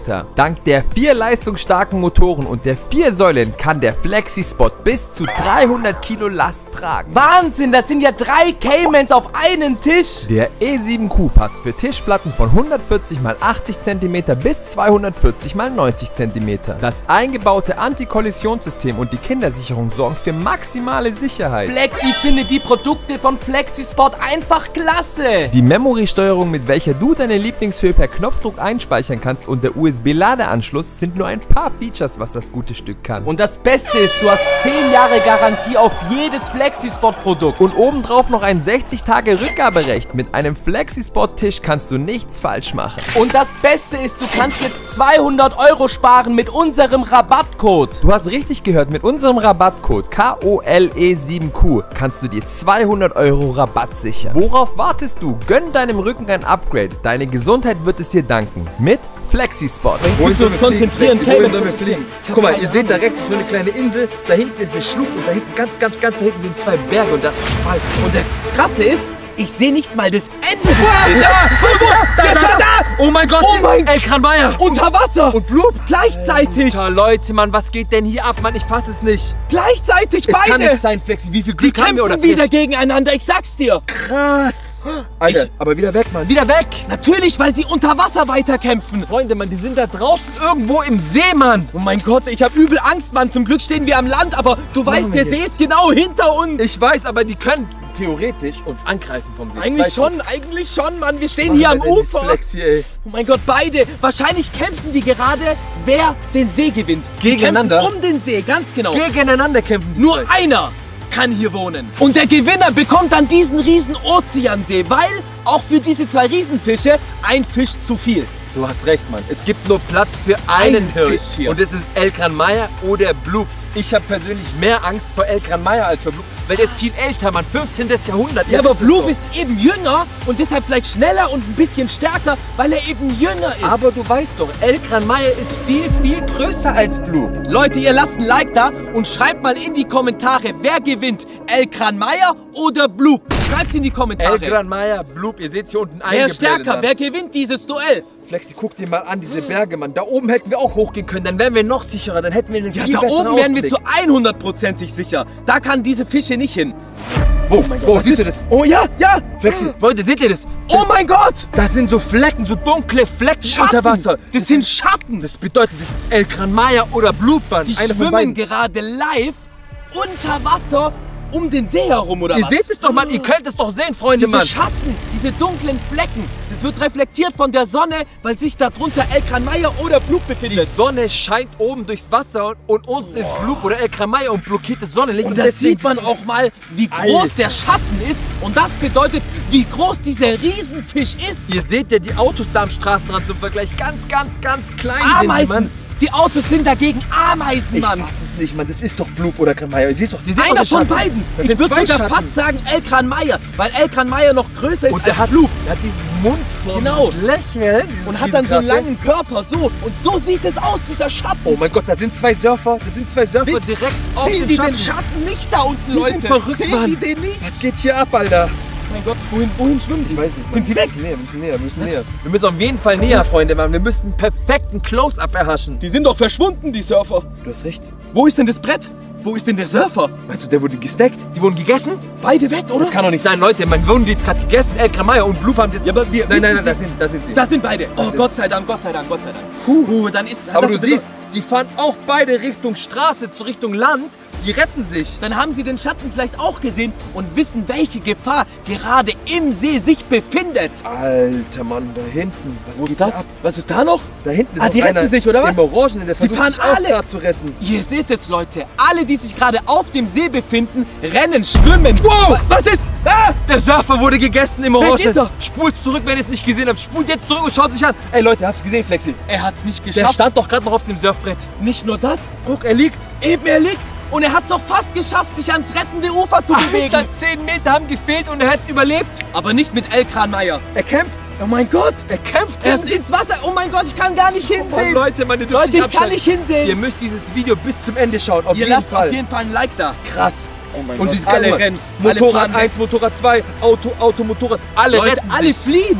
Die fliehen richtig. Die geben Gas weg von diesem See. Warum? Wegen diesen 2 Fischen. Elkran Meyer versus Bloop, Freunde. Krass. Und das in einem Ozeansee. Wahnsinn. Der größte See der Ihr Welt. habt gesehen, wie groß der ist, Mann. Ich versteh's nicht. Guck mal, Warte. da hinten. Wo? Ah ja. Da, Bloop, du hattest recht, Mann. Alter! Oh mein Gott, immer dieses Kämpfen, Ich Mann. weiß es nicht, Mann. Das heißt, wir kämpfen immer noch. Freunde, ihr müsst jetzt auf jeden Fall einen Like da lassen. Ihr müsst das Video auch bis zum Ende schauen. Das ist viel zu krass, was wir hier machen, Mann. Das bedeutet, sie kämpfen immer noch. Wow. Pass doch auf, Cayman! Alter, ich wäre fast ins Wasser geflogen. Ich habe mit euch geredet, Mann. Ich muss hier auf die Kamera gucken. Ich sag dir mal 2 Sachen. Ja. Wenn du die Drohne ins Wasser fliegst, ist ist die Drohne kaputt und sie wird dann noch von einem von den 2 Fischen gefressen. Das Problem ist, wir haben nämlich unsere Unterwasserdrohne zu Hause gelassen, weil wir schnell hierher gefahren sind, Mann. Eben, wir wussten sofort Bescheid. Wir müssen zu diesem Alter. See und zwar heute. Schau dir mal an, wie schön das aussieht. Das könnte ja fast ein Thumbnail sein, ey. Ich muss zugeben, der See an sich ist schön. Aber wenn man weiß, Alter, schau dass dir in das dem See Elkran Meyer wohnt, dann ist der See eigentlich nicht mehr so schön. Ihr seht es, Mann. Diese Surfer bewegen sich auch nicht mehr. Die haben aufgegeben, Freunde. Oh mein Gott, ey. Die müssen doch an Land gehen, weil an Land ist man sicher. Guck mal, der andere ist auch im Wasser. Ja, ist auch. Und der andere flieht in die andere Richtung, Oh mein weil er Gott. gesehen hat, der hat keine Chance mehr an die Küste zu kommen. Er versucht auf die andere Seite. Über den ganzen See. Der hat richtig... Oh, krass. Du weißt aber schon, dass die 2 Fische auch sehr schnell schwimmen können. Du hast recht. Da ist doch keine Chance. Die Leute, haben doch Mann. keine Chance. Die Leute, die jetzt auf dem See sind, sag ich, haben keine Die sind Chance verloren. mehr. Wir Verlorene sind an Seelen. Land, wir sind sicher. Ey, ihr seid nicht verloren, ihr seid zu Hause, ihr seid sicher und da bleibt ihr auch bitte, Mann. Überlasst es uns. Ihr seht es, wir sind heute live draußen in der Wildnis. Ihr und könnt euch fliegen eine die Cola Drohne, holen, Mann. ihr könnt euch Chips holen und unsere Folge schauen und sie auf jeden Fall ein Like. Da hinten ist unsere Drohne, Flex. Siehst du sie? Natürlich, oh mein Gott, Freunde, ja. Mann, wie krass ist das? Wahnsinn, stimmt. Boah, ist die klein, Alter. Der See ist viel zu groß, Freunde. Wie krass Aber das ist Gute das? ist, du bist richtig hoch in der Luft, sehe ich gerade. Wahnsinn. Ja, oder? Das passt, ne? Perfekt. So, ich bleib auf der Höhe, damit unsere Drohne nicht abstürzt. Da Mann. ist auch unsere Drohne auf jeden Fall sicher. Aber ist hier was? Nee. Wo sind die jetzt hin? Kämpfen die jetzt die ganze Zeit unter Wasser, Mann? Ich habe keine Ahnung. Guck mal, da hinten geht's noch weiter.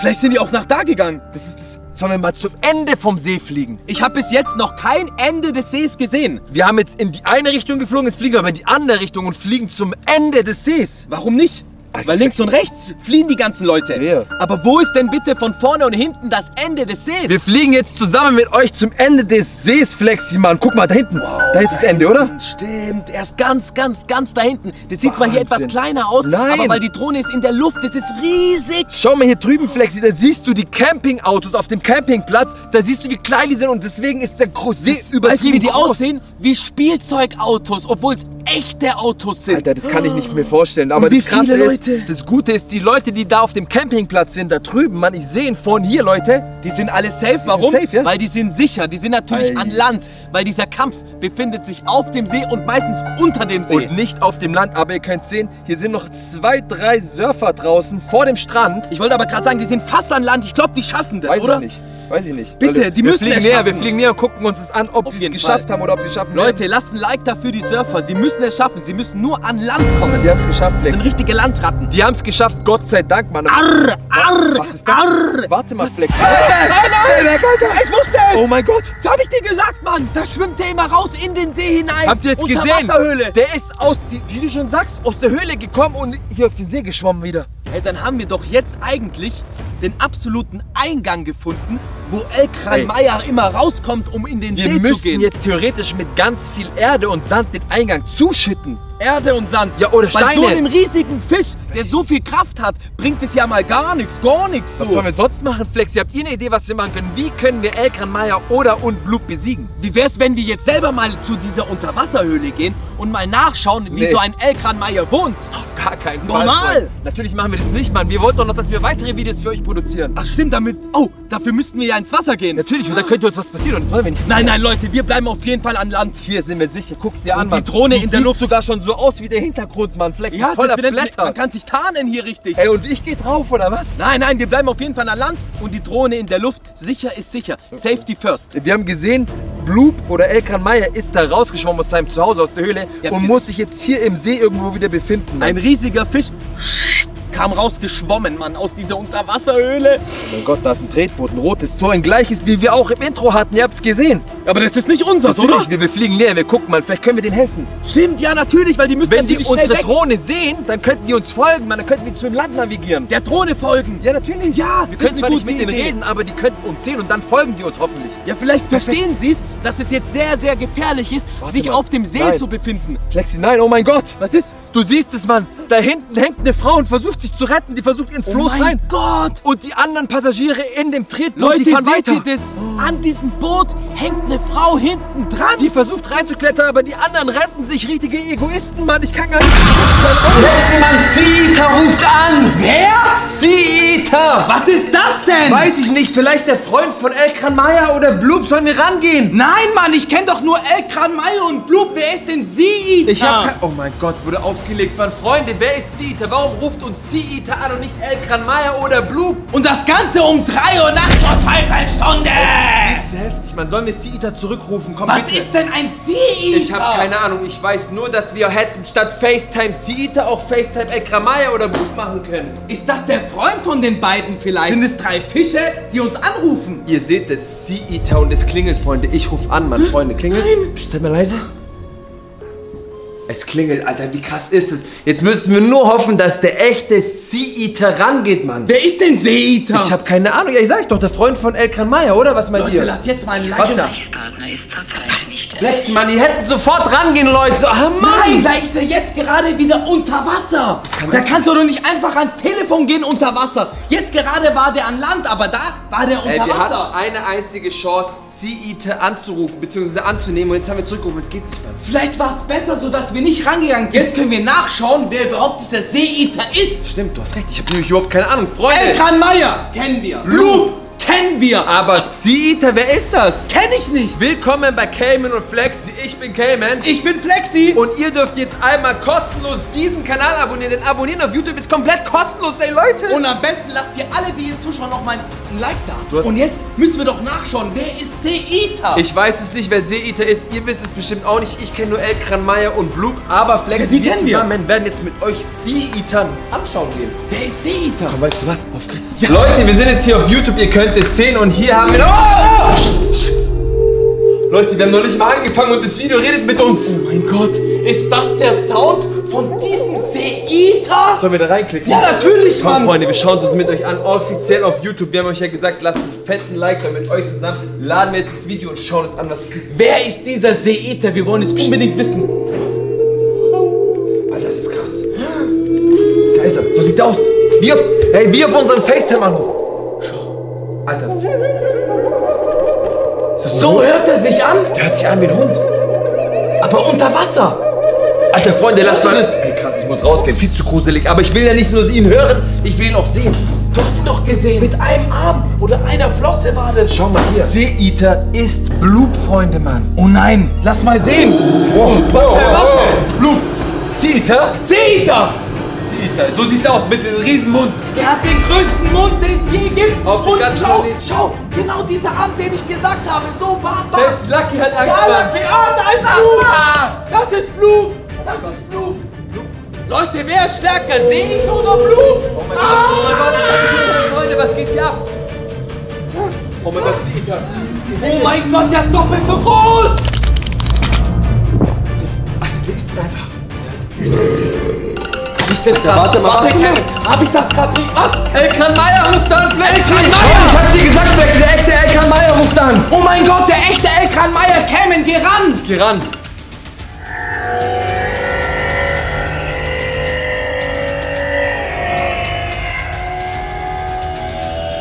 Oh, was geht hier ab? Elkran Maya, kannst du uns verstehen?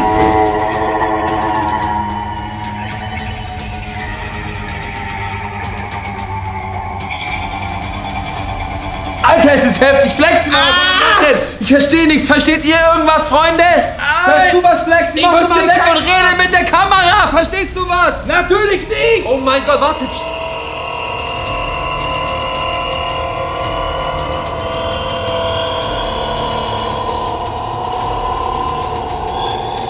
Ich habe aufgelegt, Freunde, das war viel zu krass. Habt ihr irgendein Wort verstanden, was Elkran Maya gesagt hat? Der muss doch hundertprozentig wieder unter Wasser gewesen sein. Ich hab so keine wie Ahnung. Seeeater, der war unter Wasser. Elkran Maya war unter Wasser. Ich habe kein Wort verstanden. Ihr habt doch selbst gehört. Wenn ja, lasst ein Like da. Habt ihr gehört, was Elkran Maya gesagt hat? Mir läuft der Schweiß vor lauter Angst, Freunde. Ihr wisst es ja, nicht FaceTime Elkran Maya oder nicht FaceTime Blue, sondern FaceTime Seeeater, Mann, Flexi. Ja, aber warum hat uns dann jetzt Elkran Maya angerufen? Auf FaceTime hat uns Elkran Maya angerufen, davor hat uns aber Seeeater auf FaceTime angerufen. Die Sache ist, was wollte uns Elkran Maya damit sagen? Ich weiß es nicht, Freunde, wir müssen weiter gucken mit euch zusammen. Es kann doch nicht einfach sein, oder? Dass die beiden da anrufen. Wir müssen immer noch herausfinden, was ist Seeeater? Wer ist Seeeater? Was passiert mit Seeeater? Leute, wer ist das? Oh mein Gott, alles voller Seeeater. Hier ist Blue und Elkran Maya. Oh mein Gott. Da kämen, Mann. Seeeater versus Elkran Maya. Ey, das schauen wir uns direkt zusammen mit euch an. Das kann doch nicht sein. Seeeater hat angerufen auf Und FaceTime. Elkran Maya. Alter. Oh mein Gott, Seeeater. Leute, ihr seht es, Mann. Seeeater ist hier. Der ist größer als der Fernseher. Oh mein Gott. Und ihr hört es wieder, Mann. Den Sound vom Anfang. Warte mal. Der hat uns angerufen, gerade eben. Guck euch an, Elkran wie groß Maya. Elkran Maya ist. Riesig. Größer geht's doch gar nicht, oder? Elkran Maya ist für mich der größte mich Fisch auch. oder Monster gewesen, was ich je gesehen habe. Einer der ältesten. Ihr wisst es, einer der ältesten. Seit dem 15. Jahrhundert. Aber jetzt, was passiert hier, Mann? Jetzt regnet Elkran Maya. Und okay, er macht seinen Mund auf. Elkran Maya macht sich bereit. Ihr könnt es sehen. Aber das Wetter ist richtig schlecht. Es ist bewölkt und es regnet. Es kann doch nicht sein, dass es einfach regnet. Vielleicht kommt er immer nur raus, wenn es regnet. Weil Seeeater in der Nähe regnet. Das ist er. Du hörst den Sound, Mann. Kann nicht mehr, Freunde, Mann. Aber warte, wer ist jetzt stärker? Seeeater oder Elkran Maya? Ihr müsst das Video auf jeden Fall bis zum Ende schauen. Pass auf! Cameron, schau! Bitte! Schaut das Video bis zum Ende. Lasst ein Like da, abonniert diesen Kanal, Freunde. Und schaltet nicht ab. Schaut das Video bitte bis zum Schluss. Leute, schreibt in die Kommentare, wer ist stärker? Seeeater Siehst es? oder Elkran Maya? Elkran Maya ist untergetaucht und Seeeater folgt ihm. Aber das heißt nicht, hey, wer stärker ist, Mann, nur weil man untertaucht. Da muss man schauen, was passiert unter Wasser! Unter Wasser! Oh mein Gott, ihr seht es. Ich sag's doch! Alter, Elkran Maya zieht sich zurück. Siehst du? Und Seeeater folgt ihm! Freunde, ihr könnt es doch live sehen. Nein. Ihr seid doch nicht blind, ihr habt doch Augen. Oh mein für Gott. Tier, Mann. Wie krass ist das? Und der hat uns auf FaceTime. Oh mein Gott! Seeeater!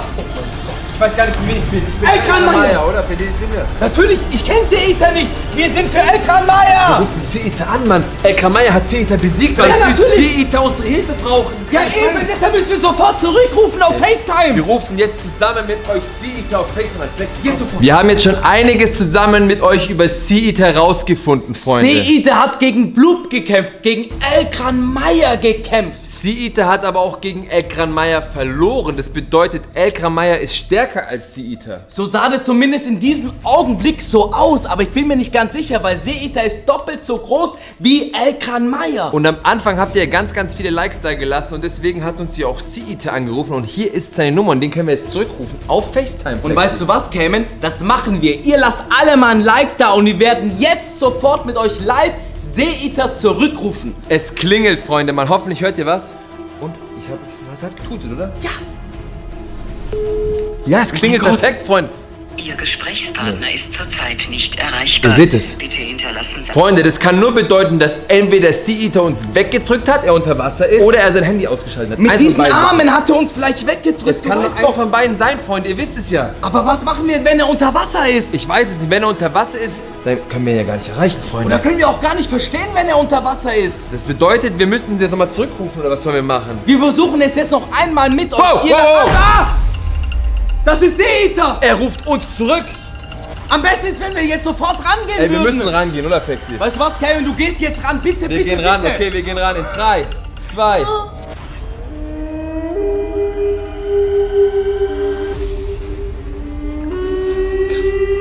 Das ist wieder dieses Hunderauschen. Ich verstehe kein Wort, Kevin. Versteht ihr was? Ich verstehe nichts. Guck mal hier. Warte mal, wir machen kurz auf Pause, wir machen ihn auf stumm. Flexi, Mann, ich verstehe nichts, ihr versteht auch nichts, oder? Ich hab eine Idee, Cayman. Was ist, wenn man diese Fische nur verstehen kann unter Wasser? Wie unter Wasser? Natürlich, die reden doch in der Fischsprache. Ja. Das bedeutet, man kann sie nur verstehen, wenn man unter Wasser ist. Du meinst, wie so ein Wal, der unter Wasser schwimmt, kann mit einem anderen Wal auch nur unter Wasser kommunizieren? Ja, reden doch ganz normal, und die was Fische sollen wir reden jetzt doch unter machen? Wasser. Sollen wir jetzt das Handy ins Wasser schmeißen oder was? Nein, wir müssen irgendwie unser Ohr unter Wasser drücken. Und dann können wir Seeeater, El Gran Mayo und Bloop unter Wasser verstehen. Freunde, Mann, ich finde es richtig krass. Warte, ich schlage ihm das mal kurz vor, vielleicht versteht er uns ja. Seeeater, Seeeater, wir wollen mit dir telefonieren und kommunizieren. Kannst du uns verstehen?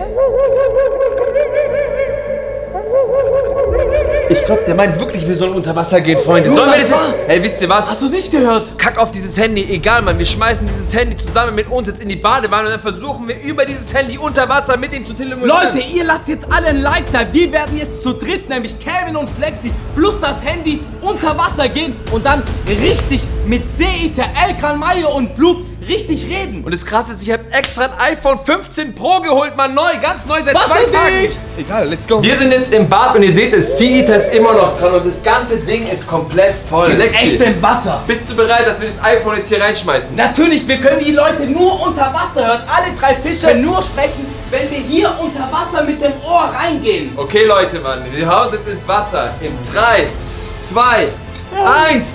Wow! Flex, es ist drin, ihr könnt es sehen. Leute, ihr seht es, unser iPhone, unter was Kevin und Flexi, iPhone ist unter Das Wasser. Display ist aber ausgegangen. Flexi, geh mal rein und guck, ob du was hören kannst. Warte, Leute.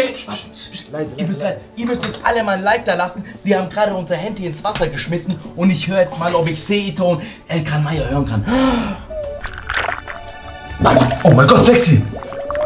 Flexi, ist alles okay? Ich weiß, du kannst mich noch hören durch dieses Ohr. Allah, Flexi, alles gut. Was hast du gehört? Oh mein Gott! Geht's dir okay, Flexi? Geht's dir okay? Was ist los? Was ist los? Oh mein Gott! Seeeater! Ja. Seeeater will Bloop und El Gran Mayo auffressen! Nein, das ist nicht dein Ernst, oder? Der böse Fisch von diesen 3 Fischen ist, Oh mein Gott, ist Seeeater! Freunde, das will ich mit meinen eigenen Ohren hören. Flexi, ich kann das Hör's auch dir hören. an! Hör's dir an! Okay, in 3, 2, 1. Du hast recht, Mann. Du hast recht, Flexi, es ist viel zu krank, Freunde, Mann. Warte. Aber warte, ich habe einen Satz nicht verstanden, deshalb will ich noch mal was hören. Okay. Seeeater ist am Apparat.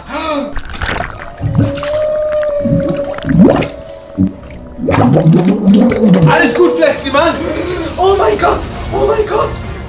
Seeeater ist so sauer! Seeeater ist so böse auf El Gran Mayo Freunde, und auf Bloop! Wir holen das mein Handy Gott. jetzt aus dem Wasser. Ihr seht es, Mann.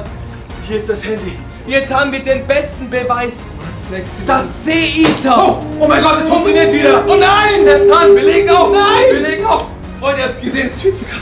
Oh mein Gott, was ist hier los? Das ist ja alles spookisch krank. Leute, ihr habt das leider nicht gehört, was wir unter Wasser gehört haben. Aber ich kann nur eins sagen, es war richtig krass, Mann. Seeeater will nicht nur El Gran Mayo und Bloop vernichten.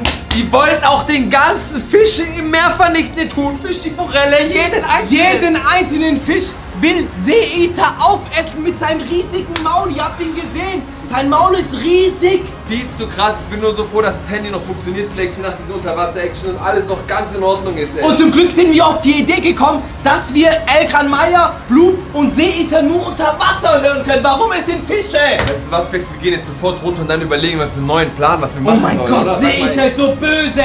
Ihr habt ja gerade gehört, was abging. Seeeater hat uns unter Wasser gesagt, dass er alles vernichten will, was im Wasser und im Ozean rumschwimmt, Leute. Das bedeutet, er will Bloop fressen, er will El Gran Mayo fressen. Oh mein alle Gott. Forellen, alle Tintenfische, alle Oktopusse, alle Lachse, Thunfische, was es alles gibt. Und das Barsche, müssen Darsche. wir doch irgendwie verhindern können, Cayman. Aus Und ihr diesem auch. Grund Lasst ein rufen Like wir da. jetzt El Gran Mayo an und wir warnen El Gran Mayo vor diesem Ungeheuer Seeeater, der Seeesser. Wir müssen ihn warnen, wir müssen El Gran Mayo warnen. Ihr Gesprächspartner ist Cayman, schau mal, was ich aus dem Meer gezogen habe. Eine DVD Giant Bloop gegen Giant El Gran Mayo? Und schau mal, was auf der Rückseite steht. Der Monsterfilm. Oh mein Gott, Leute, könnt ihr das lesen? Und die ist ja komplett nass, Alter. Wie siehst denn du aus? Ja, ich bin gerade im Meer gewesen und auf einmal ist mir diese DVD hingegengeschwommen. Um 3 Uhr nachts geht Flexi ins Meer. Leute, lasst dafür mal einen fetten Like da, man, dafür, dass Flexi ins Wasser gegangen ist, damit wir hier mit euch zusammen den Film Giant Bloop gegen El Gran Maja angucken können. Natürlich, Mann, es ist so heiß, da gehe ich auch um 3 Uhr nachts kurz baden. Komm, Freunde, wir öffnen den mal, oder? Wow, Flexi, Mann, da kommt hier Wasser raus. Was geht denn hier ab? Hoffentlich funktioniert die DVD noch. Ihr seht es, hier ist die DVD und hier steht es Giant Bloop gegen El Gran Maja. Und hier der Film, der Monsterfilm, Freunde. Schaut es euch an, da ist der Gran Maja drauf und Bloop und Gran Maja. Soll ich dir mal was sagen? Ich habe richtig Bock, jetzt diesen Film anzuschauen um 3 Uhr nachts. Wisst ihr was, Freunde? Ihr habt so viel Likes da gelassen. Ihr gebt jetzt noch weiter Likes. Flexi, legt die DVD ein. Soll ich sie einlegen? In 3, 2, 1. Die DVD ist jetzt drin, Leute, Mann. Dann würde ich mal sagen, Film ab. Der Film ist jetzt eingelegt. Vielen, vielen Dank erstmal an Pandi, dass er uns diesen Film zur Verfügung gestellt hat. Lasst jetzt mal ein Abo für Pandi da und ihr findet das Originalvideo unten in der Beschreibung. Aber jetzt, Flexi. Oh mein Gott. Let's go, Pandi. Ich bin so gespannt, was in diesem Film passiert. Oh. Warte mal, der kommt mir bekannt vor. Ist das Godzilla oder was? Ja, natürlich. Mit dem Rücken. Du Das hast ist recht. Godzilla. El Gran Maja gegen Godzilla oder wie? Echt jetzt? Das kann nicht Das sein. wäre ja der absolute Hammer, wenn das Godzilla wäre. Oh, da kommt jemand aus dem Wasser und El Gran Maja. El Gran Maja. Ja, El Gran Maja. Nicht Bloop, sondern El Gran Maja, Leute. Oh mein Gott, schau mal. Alter. Godzilla. Aber Giant Godzilla und Giant El Gran Maja, Oh mein also Gott. die riesigen El Gran Maja. Er greift an. Oder? Er greift an. Alter, ich kann gar nicht hingucken, was Er geht greift jetzt an ab. und Godzilla. Oh. Godzilla versucht es sich abzublockieren und mein Godzilla Gott. gibt Oh. einen Punch, bumm. Hast du, oh mein.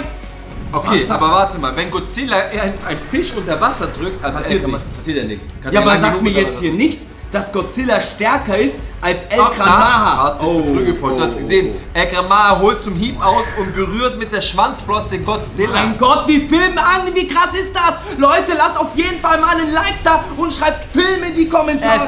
FILM. Schaue niemals Giant El Gran Maja und Giant Bloop Film. Oh mein Gott, das machen wir ja gerade. Auf YouTube mit euch Oh mein zusammen. Gott. Und das Ganze natürlich um 3 Uhr nachts. Zur Teufelsstunde. Was Oh mein geht Gott, jetzt? was- Godzilla So. beißt. Ey, wirklich, Warte mal Mann. ganz kurz. El Gran Maja verliert. Weißt du, was gar nicht geht, Flexi? Das ist Spucken und Beißen in dem Zweikampf. Aber es Wer ist macht denn Godzilla. Godzilla. Oh! Er macht's genauso und zieht ihn unter Wasser. El Gran Maja beißt Bam. Godzilla Und haut ihn jetzt gegen den Felsen. Vielen, mein vielen Gott. Dank, Pandi, für diesen Film, Leute.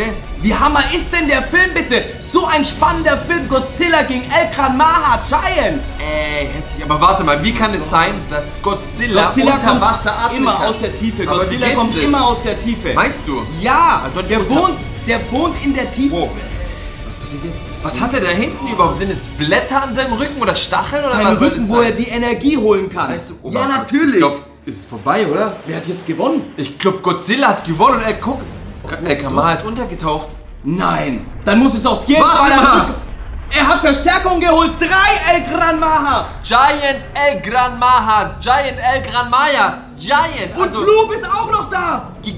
gigantische El Gran Majas, gigantische Bloops, riesen passiert Bloops, denn jetzt? riesen El Gran Majas. Leute, Aber habt ihr das gesehen? da 3 war, Stück. da war auch Godzilla Baby. Ja, und Bloop war auch noch da. Was passiert denn jetzt? Warte Gibt es mal. jetzt einen Riesenkampf oder wie? Guck mal, wie lang dieser El Gran Maja ist, Leute. Ihr seht es, wie lang war dieser El Gran Maja gerade? Flexi, das ist doch übertrieben lang. Über 6000 Meter. Und schau mal hier, Godzilla Baby. Das ist Godzilla in groß und der Baby. kleine Der Sohn, Godzilla. oder nicht? Ja, ich schätze mal schon. Oder die auf jeden Tochter. Fall. Oh, was passiert denn da? Die reden miteinander auf jeden Fall. Nein, Mann, Was Flexi. dann? Was, der was? will, sein Papa zeigt, ich bin groß und stark, ich gehe jetzt alleine nach draußen, besieg El Gran Maja alleine, der kleine Kind. Ja, aber sei mal ganz ehrlich, so groß war der kleine Godzilla jetzt wirklich nicht. Du hast recht, der ist so klein gewesen wie dieser kleine Fisch Guck, hier. und was passiert mit dem Hai? El Gran Maja, bam! Und der Haifisch ist weg. Der Haifisch ist ja normalerweise riesengroß, aber im Vergleich zu El Gran Maja war der nicht. Oh nein, da ist jetzt Baby Godzilla, würde ich jetzt mal sagen. Ja, das gegen ist El Baby Gran Maja, Godzilla. ich sag's dir, der hat doch keine Chance. Baby Godzilla hat doch überhaupt keine Chance gegen einen ausgewachsenen Riesen El Gran Maja. Nein, Baby kann Godzilla. nicht Was soll denn Baby Godzilla da ausrichten können? Leute, lasst jetzt alle Oh, mal ein Like da für Achtung. Baby Godzilla. Oh, er ist abgehauen. Er ist abgehauen. Ich glaube, konnte Baby noch Godzilla ist sehr flink. Ganz schnell ist Dodged, der. Alter. Aber der hat doch keine Chance. Schaut mal. Ich habe gerade gedacht, der wird gefressen. Oh mein Gott, ey. Leute, was passiert denn da? Baby Godzilla hat doch keine Chance. Ihr seht es, Freunde, Mann. Was geht da ab, Leute? Das ist viel zu krass. Wieso hilft denn Riesen-Godzilla nicht? Ich weiß es nicht, man chillt lieber Schau auf dem mal, Strand. Baby-Godzilla Ist schwimmt knocked out. nicht mehr. Ja, und jetzt kommt El Kamaya und Nein, ist doch, da ist Godzilla. warte, wer ist da? Das muss Godzilla sein, der Papa. War das Godzilla sein Fusionsstrahl? Oder? Ja! du hast recht. Ja, endlich ist er Aber aufgewacht! was sind das? Alter, das ist Giant Godzilla. Ja, und der hat immer hinten auf dem Rücken, lädt er sich auf und da hat er so einen Fusionsstrahl. Aber guck mal, wie klein der Vater, also Riesen-Godzilla, Riesen-Godzilla. im Vergleich zu El Kamaya ist. Ja, aber er hat diesen Fusionsstrahl. Schau Damit dir mal hat er an, auf schau dir jeden mal Fall an, eine Chance. Was geht hier ab, Freunde? Die Verhältnisse stimmen doch gar nicht. Leute, ihr lasst auf Er jeden lädt Fall sich ein auf. Like da für diesen krassen Kampf. Oh, der gibt aber jetzt ist er wieder rot-pink. Guck doch mal das an, wie krass. Oh mein Gott, Leute, was passiert hier mit Godzilla? Der ist halt klein und flink dafür. Genau. Der ist halt schnell. Zack, Aber zack, zack, wendig. warte. Geht der Kampf jetzt wieder auf dem Wasser weiter? Oh mein Gott, du hast recht. Oh nein. Aber ich glaube, jetzt hat El Kamaya er hat die ihm vernichtet. richtig. Oh nein! Ja. Nein! Ja, Flexi! Godzilla wurde komplett gefressen. Ich bin für El Kamaya, Mann. Ihr wisst es, Mann. Ich bin für El Kamaya. Der Nein. älteste und größte und gefährlichste Und was Fisch passiert im ganzen jetzt Ozean. mit Baby Godzilla? Der liegt doch noch irgendwo. Der ist jetzt weise. Oh nein! Godzilla ist ja jetzt in El Gran Maha drin! Und hat sich, der hat überlebt. Aus dem Bauch hat er den Laserstrahl geschossen. Und jetzt mischt sich auch noch Bloop ein. was geht ab? Guck mal, El Oh mein Kamaya. El Kamaya wurde durchlöchert wegen Godzilla, dem Weil Laserstrahl. Godzilla in El Gran Maha drin war. Und den Laser aktiviert hat. Ihr habt es gesehen. Wenn ich Diesen Strahl innerhalb von El Gran Maha. Und da, Baby! Godzilla hat sich befreit. Nein, das Ist es Baby? Baby? Das war, glaube ich, Baby Godzilla, der jetzt endlich aufgewacht Nein, ist, das oder? war richtiger Papa Godzilla, geht zu seinem Ach, Sohn. stimmt, und holt ihn. Oh, er hat Aber ihn gerettet. keine Chance mehr für. Nein, oder? Ich glaube schon, dass er ihn gerettet hat. Überlebt. Hat Natürlich. Baby Godzilla überlebt, Er Leute. baut ihn wieder auf, da bin ich mir ganz sicher. Deshalb hat er ihn zurückgeholt. Warte mal, was geht denn jetzt? Hat Godzilla gerade einen Arm verloren? Ja, aber wie? Wir haben es nicht gesehen. Warum hat er sein... Und Bloop frisst den Arm. Oh, Blut chillt einfach da unten und isst die Reste. Aber du siehst, er hat echt seinen Arm verloren. Wieso hat Godzilla... Pass auf! Ah! Jetzt hat Godzilla nicht aufgepasst, du hast es gesehen, Mann. Alter, Leute, ihr habt es auch gesehen. Was geht hier ab? Okay, Was ist jetzt? Das ist El Kamaya jetzt wieder zurück. Das ist aber der normale, oder? Nicht der Giant. Der ist Da der normale hinten El Gran Maha. Doch, das ist Giant El Gran Maha. Giant El Kamaya als Reptil, als Unterwasserlebewesen und auf Land wie ein Dinosaurier, ein Mischlings, ein Hybrid. Leute, jetzt wird der Kampf richtig heftig. Oh mein Gott. Ich hab dir doch vorhin gesagt, beißen und spucken, es Was geht ist gar die nicht. Säure oder sowas? Wer spuckt denn in dem Kampf so? Oh mein Gott, jetzt geht's richtig ab, Leute. Lasst ein Like da. Der richtige Kampf beginnt. El Gran Maia Giant gegen Godzilla und Bloop. Wie krass ist das? Alter. Ey, das ist ja besser als jeder richtige Kinofilm. Danke, Pandi, an deinen geilen Film, Leute. Mann, ihr müsst unbedingt das Original angucken. Link in der Mann, ist Beschreibung. das ein Film. Besser als im Kino. Boah, Boah, der hat den gerade hat aufgeschrieben. richtig Du hast gesessen. gesehen mit so einem Laserstrahl. Perfekt getroffen. Sein Arm. Sein Arm ist weg.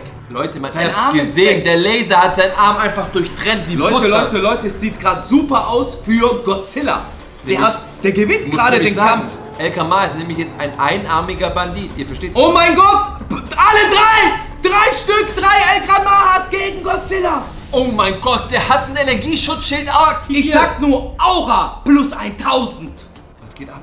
Oh mein Gott, er hat alle abgewehrt. Aber wieso ist Giant El Kamaya noch, wieso steht er noch mit einem Arm? Ich würde schon jetzt umgekippt. Mit einem Arm? Es Blut ist verloren. Giant, Mann! Er hat ja immer noch die Energie und die Kraft. Aber ich glaube, er hat keine Chance jetzt gegen Godzilla. Er versucht nochmal hochzuholen, den Schleim und die Säure. aber schafft er es und noch? versucht Nein? zu spucken. Godzilla mit dem geht! Bläschen. Godzilla geht! Er weiß ganz genau, er hat El den Kampf Kamaya, gewonnen. Giant El Oh nein, er rennt hinterher! Nein, nein! hinten. Oh mein Gott, pass auf! Mit dem Rücken Pass greift er an. Was geht hier ab, auf! Leute? Ich kann es mir gar nicht vorstellen. Fusion! Der zweite Arm ist ab. Und Kopf durchtrennt. Was geht hier ab, Freunde? Flexi, siehst du das, Mann? Ich glaube, ein eindeutiger Sieger steht fest. Giant Es ist- El Kamaya Ah! Ey, so ein krasser Film von Pandi, Leute. Wir haben jetzt noch einen zweiten Film für euch vorbereitet. Dieses Mal ein Film von Gazilot. Ihr seht hier seinen Kanal, Leute. Und sein Video ist auch in der Beschreibung verlinkt. Schaut euch unbedingt das Original an. Aber ich würde sagen, Flexi, wir fangen an, oder? Gott, der erste Let's war der Hammer. go! Was haben wir jetzt hier? Ah, warte, das ist auch ein Seemonster. Und ich glaube, Julia Beast. Stimmt, Julia Beast. Das erkennst du daran, dass sie so rote Linien überall hat. Ganz genau. Und das ist El Gran Maha. Aber Giant El Gran Maha. Nein, das war doch Julia Beast, Mann. Nein, das war das andere. das ist Julia Beast. Nee, was ist das denn? Das ist ein kleiner winziger Fisch. Was ist das Was denn? macht denn der da? Der hat da gar nichts zu verloren in dem Ah, Film. schon gefressen. Das war jetzt Ah, El Kamaya. und er wurde sofort gefressen. Und das ist Julia Beast. Ihr kennt doch alle Julia Beast. Oh mein Gott, der hat ja überall Zähne. Nicht nur im Mund, überall, sogar an den Flossen. Warte mal, willst du mir jetzt erzählen, dass es jetzt Julia Beast gegen hier! Gran Maja? Leute, ihr seht es, lasst ein Like da. Der Kampf Julia Beast gegen El Gran Maja beginnt jetzt. Ich kann's gar nicht glauben, Mann, aber wo ist Blue, Flexi? Wo ist Blue? Oh mein Gott, Julia Beast frisst El Gran Maja auf. Warte mal, Und nein, Mann, die essen Blue. Giant. Oh mein... Was geht jetzt ab, Leute? Mann, ich check gar nichts mehr. El Gran Maja Giant isst seinen eigenen El Gran Maja. Und jetzt... Oh mein Gott, der Kleine wurde gefressen und jetzt besiegt der... Jetzt wird der Aber du Kampf kannst Julia doch nicht Beast erzählen. El Gran Maja war der größte Fisch aller Zeiten. Sogar Bloop ist kleiner. Und jetzt kommt Julia Beast und die ist noch größer wie El Gran Maja. Wir dachten vielleicht, dass das der gefährlichste, stärkste und größte Fisch ist. Aber es gibt immer noch einen stärkeren. Und das ist Julia Beast. Schau! Jetzt frisst er sogar Giant El Gran Maja. Siehst du, wie groß? Erst hat er den Kleinen gefressen und jetzt frisst er sogar den Riesenfisch. Ah, nein! Nein! Sie fressen nicht gegenseitig! Das Duell ist ausgeglichen, unentschieden! Bis jetzt ist unentschieden! Das ist ja Fishing Centipede, Mann! Nicht Human Centipede, sondern Fishy Centipede! Leute, ihr müsst jetzt ein Like da lassen! Jeder, der jetzt noch zuschaut und voller Spannung ist, lasst ein Like da und schreibt Film in die Kommentare! FILM und abonniert diesen Kanal, denn abonnieren ist auf YouTube kostenlos, es kostet dich gar nichts und du tust damit uns einen Riesengefallen. Lass jetzt ein Abo da, und verpasst keine krasse Folge mehr von uns. Warte mal, Julia Beast ist gerade untergegangen, Flexi. Habt ihr das gesehen, Freunde? Aber ich muss sagen, Julia Beast hat das Kampf auf jeden Fall gewonnen, 100%. Wir sind aber wieder bei Godzilla. Der hat ja den ersten Kampf gewonnen bei Pandis Video. Vielleicht passiert ja jetzt Godzilla gegen Julia Beast, nämlich die zwei Sieger gegeneinander. Vielleicht, man weiß nicht. Der Beste von den Besten, die haben sich beide hochgekämpft und jetzt kommt das Finale, Mann. Der Gewinner gegen den Gewinner ist der Gewinner. Ja, der ruht sich ja noch aus. Der chillt, der schwimmt einfach rückwärts und so und chillt auf dem Wasser. Der krault. Oder erholt er sich noch von dem Kampf davor. Oder er lädt seine Energie aus. Ich hatte recht, oder? Nein. Das ist Julia Beast. Alter, guck dir mal, wie klein Godzilla ist. Er sitzt auf dem Rücken von Julia Beast. Reitet er jetzt Julia Beast? Flexi, weil schon wieder dieser winzige Fisch. Der sieht so aus wie du, Flexi. Bloop ist 1 Minute da und haut ab. Aber El Gran Maja will kämpfen. El Gran Maja hat gegen Godzilla zu kämpfen. Pass auf! Oh mein Gott, Godzilla ist gut drauf, aber du Mann. siehst es, Mann. El Gran Maja hat diesmal keine Arme, wo er Godzilla ablesen kann. Stimmt, das ist nicht Giant, Mann. Es ist der normale El Gran Maja. Das ist Giant Godzilla. Ihr habt es gesehen. Gott, war das Baby Godzilla unter Wasser? Glaube ich nicht. Er hat den El Gran Maja richtig auf den Viel Boden zu gedrückt. viele Namen. Godzilla, Bloop, Giant, El Gran Maja, Gran Maja, Julia Beast, dann Flexi als und dann kommt dieser Bloop immer eine Sekunde. Was gibt's, Jungs? In dem See sind Seeungeheuer. Was? In dem See sind Seeungeheuer? Leute, Mann, wir dürfen keine Zeit verschwenden. Auf geht's! Flexi, die Jungs haben recht. Hier steht es. Warnung. Julia Beast und Kraken befinden sich in diesem See. Helmen, schau mal, was da steht. In diesem See sind Julia Beast und Kraken zu Hause. Oh mein Gott, Freunde, wir müssen ein Stück zurück. Leute, die wohnen hier. Hier wohnen Julia Beast und Kraken. Diese Seeungeheuer, diese Seemonster wohnen hier in dem See, wo wir uns gerade befinden. Hier steht aber noch was. Und zwar steht hier Füttern verboten. Und guckt euch mal Julia the Beast an. So sieht Julia aus. Kraken, schau dir mal Kraken an mit diesen Augen. Heftig, Freunde, Mann. Das bedeutet, Flexi, lass uns die Drohne starten und die hier beobachten. Wir müssen hier weg, wir müssen hier weg. Leute, in diesem See befinden sich Julia Beast und Kraken. Was ist aber, Flexi, wenn sich in diesem See noch Seeeater befinden? El Gran Maja und Bloop, Mann, alle 5. Ich wollte gerade sagen, sag mir jetzt nicht alle 5 in diesem See hier. In dem See hier. In dem See hier sollen alle 5 drin sein. Das kann doch nicht sein. In dem 5, wir müssen doch endlich mal die Drohne starten. Flexi ist verrückt, Mann, Leute. Der will sehr gefressen werden von den Seemonstern. Starte die Drohne, ich komm nicht zurück. 3, 2, 1, Flexi, let's go. Komm raus, Flexi! Komm, Flexi, komm, schnell! Flexi, Mann, bist du verrückt, Freunde? Ihr seht das, die Drohne ist jetzt in der Luft, Mann. Flexi, lass uns nach Hause gehen, das sind wir viel sicherer als hier. Zu Hause ist sicherer als hier. Wir müssen doch alle Monster sehen, Mann. Guckt euch mal Flexi an. Nach Hause, Cayman, nach Hause. Komm, auf geht's. Schaut euch mal an, wie groß der See ist. Aber ihr habt Max und Luca gehört, Mann. Hier befinden sich angeblich Kraken und Julia Beast, Mann. Ich weiß gar nicht mal, wie die aussehen. Bei Kraken kann ich es mir vorstellen, dass Kraken vielleicht aussieht wie ein Kraken. Oder ein Oktopus, sowas in die Richtung. Aber Julia Beast hört sich ein wie Schöne und das Biest, aber Julia und das Biest. Oder wie Julia Beautix. Den Den kennt man doch auch, oder? Julia Beautix, aber Julia Beast als Unterwasser-Seemonster? Ihr habt das Schild gesehen und das Schild hing dann im Geländer und es lügt nicht, Mann. Da stand dran, Warnung, Achtung. Wow! Da sind sie! 4 Stück! Warte. Da ist Julia Beast, die rote! Ihr habt es gesehen und da war noch Seeeater, da war El Gran Maja und Bloop. Oh mein Gott, warte mal. 4 Stück haben wir jetzt alleine schon gesehen. Allein in dem See? Julia Beast, Ja? Seeeater, Ja? Bloop und El Gran Maja. Auf jeden Fall aber nicht Kraken. Wo ist Kraken? Kraken fehlt noch, Freunde, Mann. Heftig. Leute, ihr lasst jetzt alle mal ein Like da und schreibt mal in die Kommentare, was denkt ihr, welche Seemonster wohnen noch in dem See? Aber ich sag dir was, Flexi, Mann. Ihr wisst ja, alles, diese großen Tiere sind sowas wie Fische, Wale, aber ein Oktopus ist so ein Fisch. Das ist kein Fisch, weißt Das ist ein Riesenunterschied. Das ist Der so. hat hunderte von Armen. Und die anderen, die schwimmen so und der Kraken macht zu. Vielleicht versteckt er sich, vielleicht hat er Angst, Freunde. Deshalb, vielleicht ist er unter Wasser, aber zum Glück sind wir ja mit der Drohne dort. Das heißt, wir können den ganzen See in Ruhe entspannt mit euch zusammen. Oh mein Gott! Ah, nee. Oh mein Gott. Das waren Äste oder Bäume. Ich dachte, es Die wären die Arme? Arme vom Kraken, Mann. Hast du mich gerade erschreckt? Mann? Ich Freunde, dachte Mann, wirklich. ich bin so blöd, Mann. Das waren ein Baum, ein umgefallener. Das waren die Wurzeln, aber nicht... Die Wurzeln können so aussehen wie die Arme vom Kraken. Aber Freunde, Mann. Leute, sieh! Julius! Oh mein Gott! Godzilla! Und Kraken! Das sieht aus wie eine Schlange! Aber das war Kraken. Sicher, aber es hatte keine...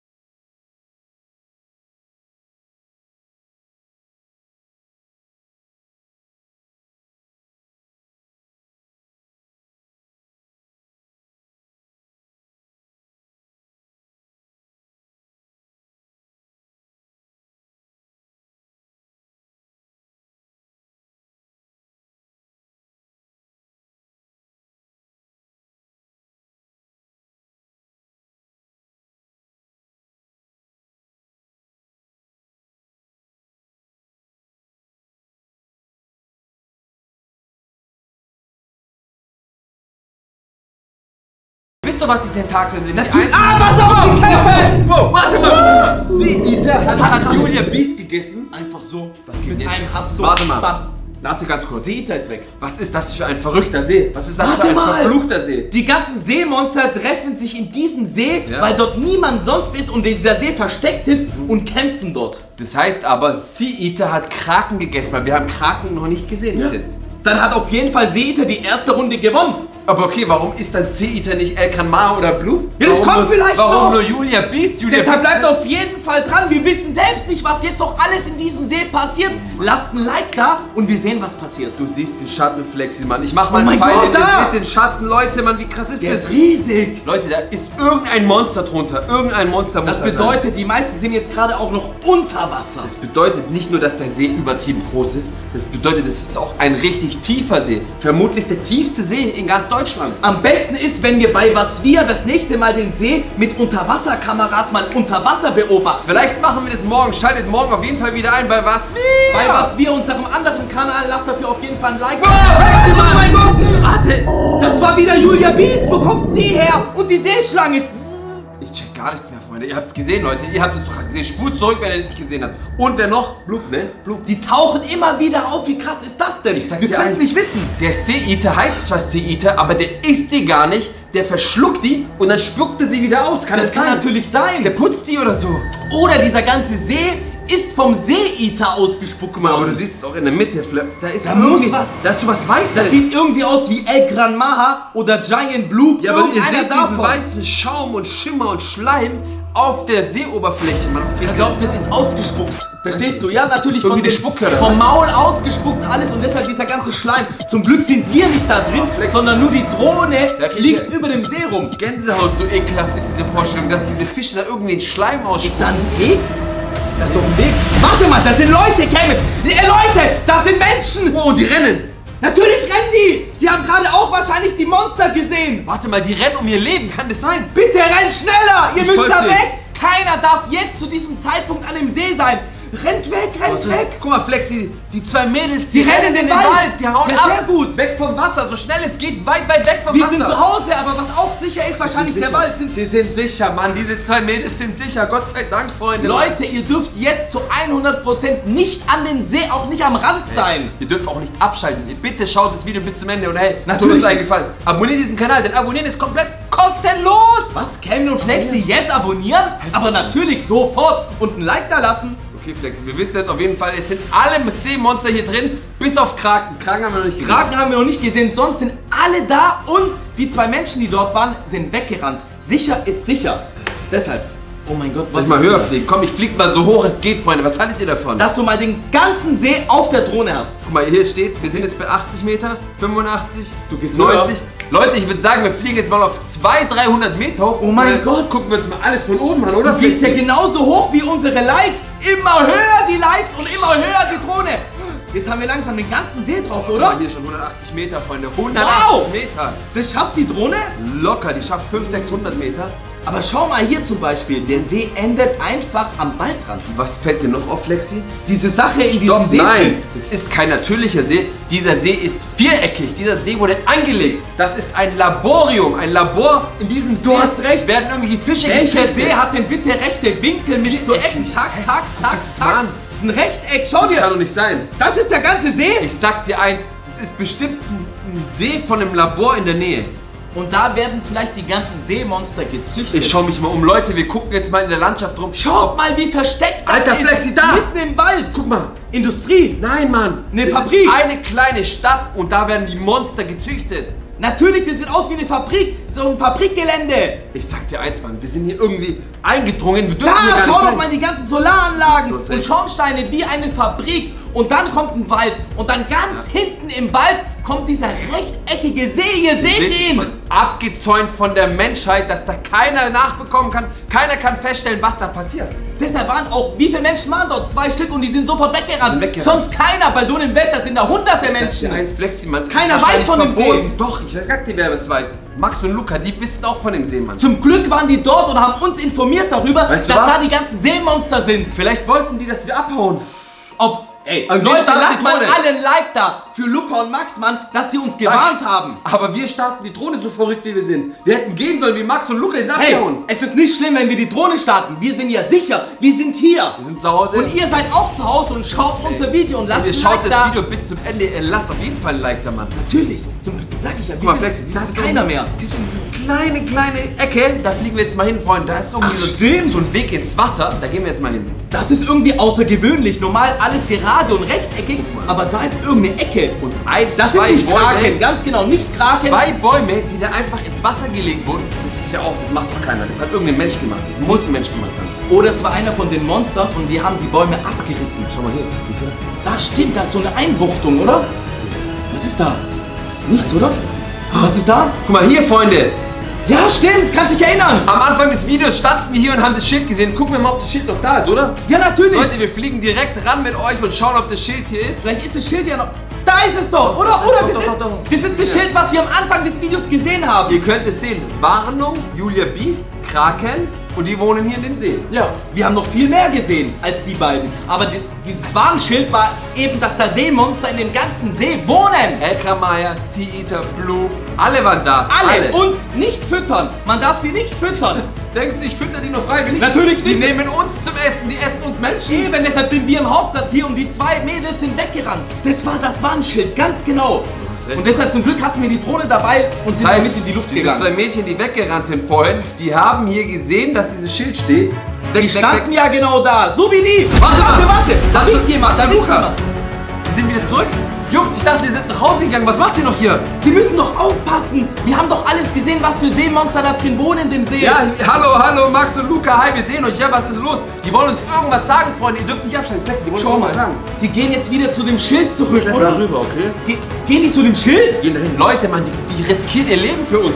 Was für Ehrenmänner! Das sind richtige Ehrenfans. Beste, Leute, ey. jeder, der zuschaut, Lasst lasst mal mal ein ein Like Like da bitte da. für die 2 Warte mal, die Ehrenfans zeigen uns da. das. Genau, das kennen wir. Genau, Genau, ja. genau. Alles klar. Was geht? Hey. Ja, da ist Julia Biest in dem See, das wissen wir. Genau in dem See, Ach, ja. die wollen uns was sagen. Die wollen uns sagen, dass Julia Biest und Elkan Maha in diesem See sich befinden. Und wir sollen weiterfliegen. Ja, das machen wir natürlich. Ey, wir fliegen direkt weiter. Wir werden jetzt Kraken Wenn finden. die 2 das sagen, dann fliegen wir natürlich zu 100. Wow, Flexi, die haben recht, die haben Oh mein recht. Gott, oh mein Gott, oh mein Gott. Julia Biest, diese Schlange ist jeder Blue, Elkan Maha, jeder Godzilla sogar. Das waren gerade 6 Stück, oder? 6 Stück. 1, 2, 3, 4, 5, 6. Ihr spult zurück, ihr zählt nochmal nach. Waren es 6 Stück? Es waren 6 Stück. Aber was Jetzt Leute mal, der See ist nicht der größte der Welt. Wie passen da 6 Stück rein? Ich habe langsam die Erfahrung, dass es der tiefste See der Welt ist. Der tiefste See. Flexi, der geht bestimmt einen halben Kilometer runter. Er sieht zwar klein aus, aber ich glaube, dass der echt mega tief ist. Dass ein Riese dort richtig Platz haben kann. Es ist verrückt, Mann. Was geht ab?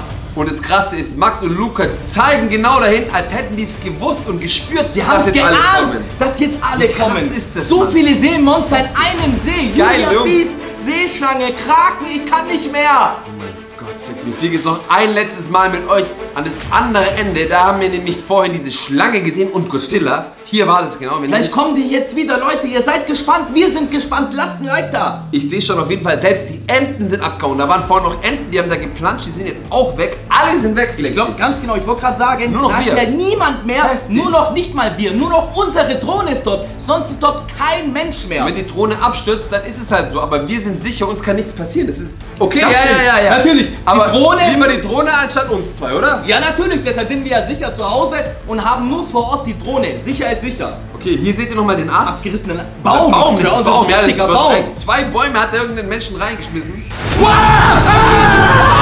Seeeater und Blub und Elkran Meier. Alle 3. Deshalb sind wir wieder zurück an Land gegangen, dass wir 100%ig sicher sind. In diesem Tretboot war es einfach viel zu unsicher, viel zu wackelig auf dem Wasser. Und wenn dann der Seeeater kommt, ihr werdet es nachher noch sehen, wenn wir ihn hier treffen, dann wird er uns aufessen, Flexi, Mann. Der ist so groß, der ist größer, angeblich größer als alle beiden anderen Fische wie Blub und Elkran Meier. Und ihr wisst ja, wie groß Elkran Meier ist. Nein! Da ist der Seeeater! Das ist der! Ihr seht den Seeeater! Hier ist der Seeeater, Freunde, Mann! OMG, Flex, wie heftig ist es? Wir haben ihn live entdeckt! Hast du die Arme gesehen? Ey, und er ist wieder untergetaucht. Der läuft sozusagen durchs Wasser und sein Mund ist ein riesen... Was ist das? Wie so ein Tunnel. Ja, weiß ich nicht, irgendwie. Damit kann er alles aufessen. Er kann einfach Flexi. damit alles schlucken. Ich muss dir danken. Danke, Flexi, dass du gesagt hast, dass wir an Land gehen sollen. Ich wollte erst auf dem Tretboot die Drohne fliegen, aber Flexi hat gesagt, wir sollen auf Land gehen, Mann. Sicher ist sicher. Du hast gesehen, wie groß der ist.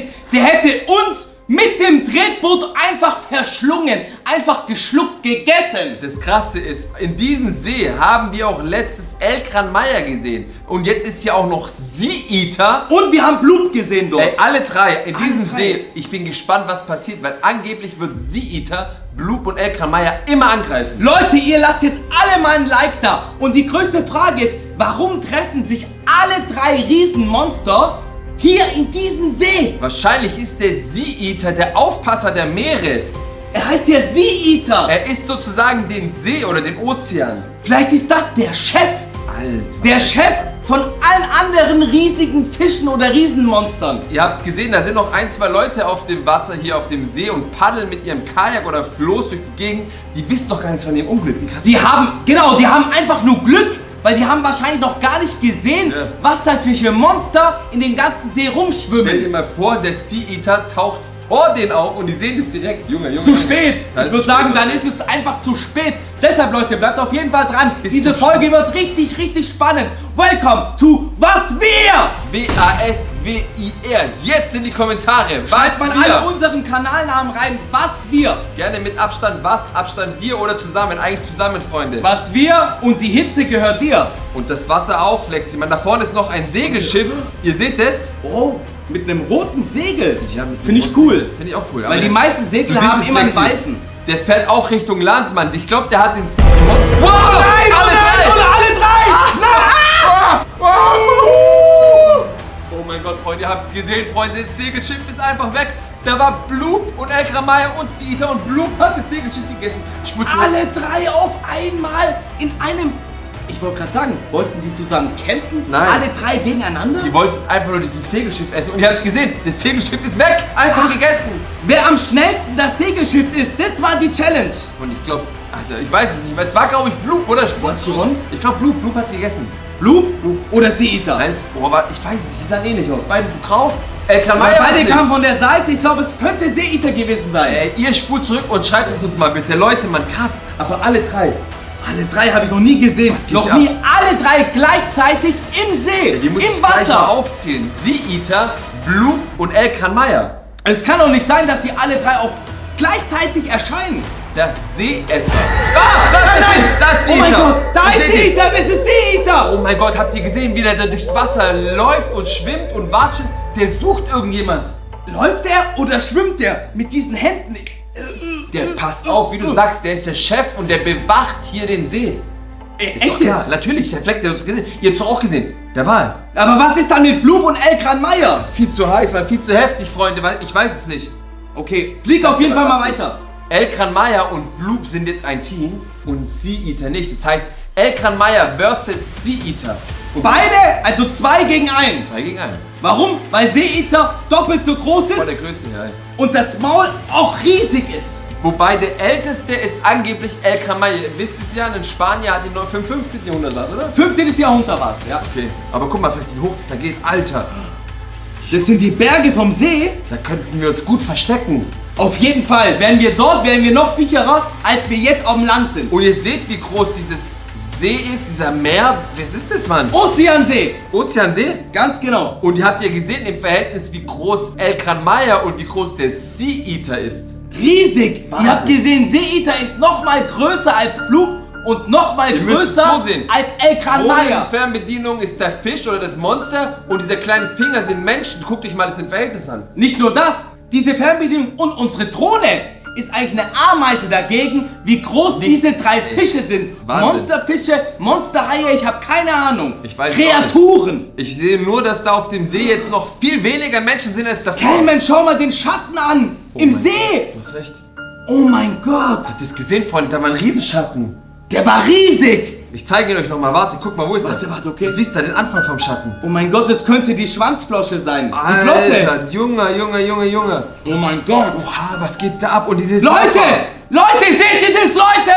Da schwimmen Leute drin. Und unter denen ist das Seeeater oder Elkran Maya oder Bloop. Du siehst doch den Schatten. Unter denen, Leute. Der schwimmt unter denen durch. Flex, ich muss näher fliegen. Leider können wir uns denen nicht helfen, Mann. Wir können ihnen nur ein Signal geben mit der Drohne. Oh mein Gott. 3 Leute schwimmen Schau auf mal, hier dem rechts See. ist auch noch einer. Wow! Oh nein.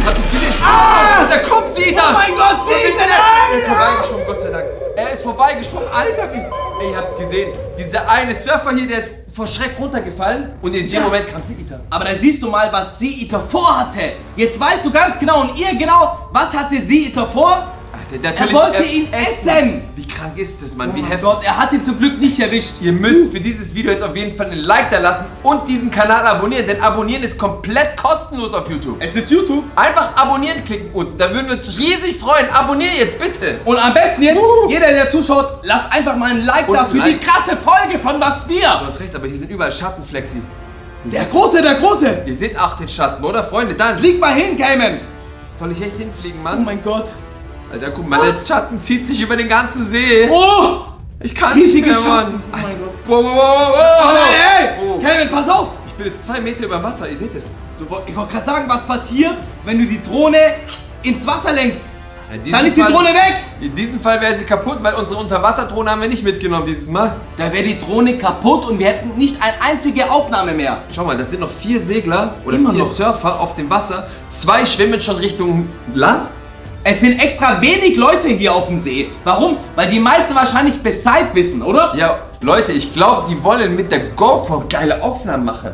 Vom See, oder Das was? sind so wie Ghostbusters, so Geisterjäger, gehen die halt auf den See und gehen Monster jagen auf den See. Die jagen Fische. Und die haben aber aber nicht auch- normale, sondern Schau, die Riesenfische. fahren los, die fahren raus. Oh mein Gott, nein. Der Alter. weiß doch gar nicht, was da drin abgeht. Das ist doch denen Elkran egal. Maya, Bloop, Der macht alles für... Seeeater, alle 3 sind in diesem See. Ey, das ist viel zu heftig. Und die ganzen Autos, die flüchten, schaut sich an. Einer fährt in die Richtung, der andere in die Richtung. Alle sind voller Panik. Dann wissen sie, was abgeht. Sie fahren alle wieder nach Hause. Meinst du? Natürlich.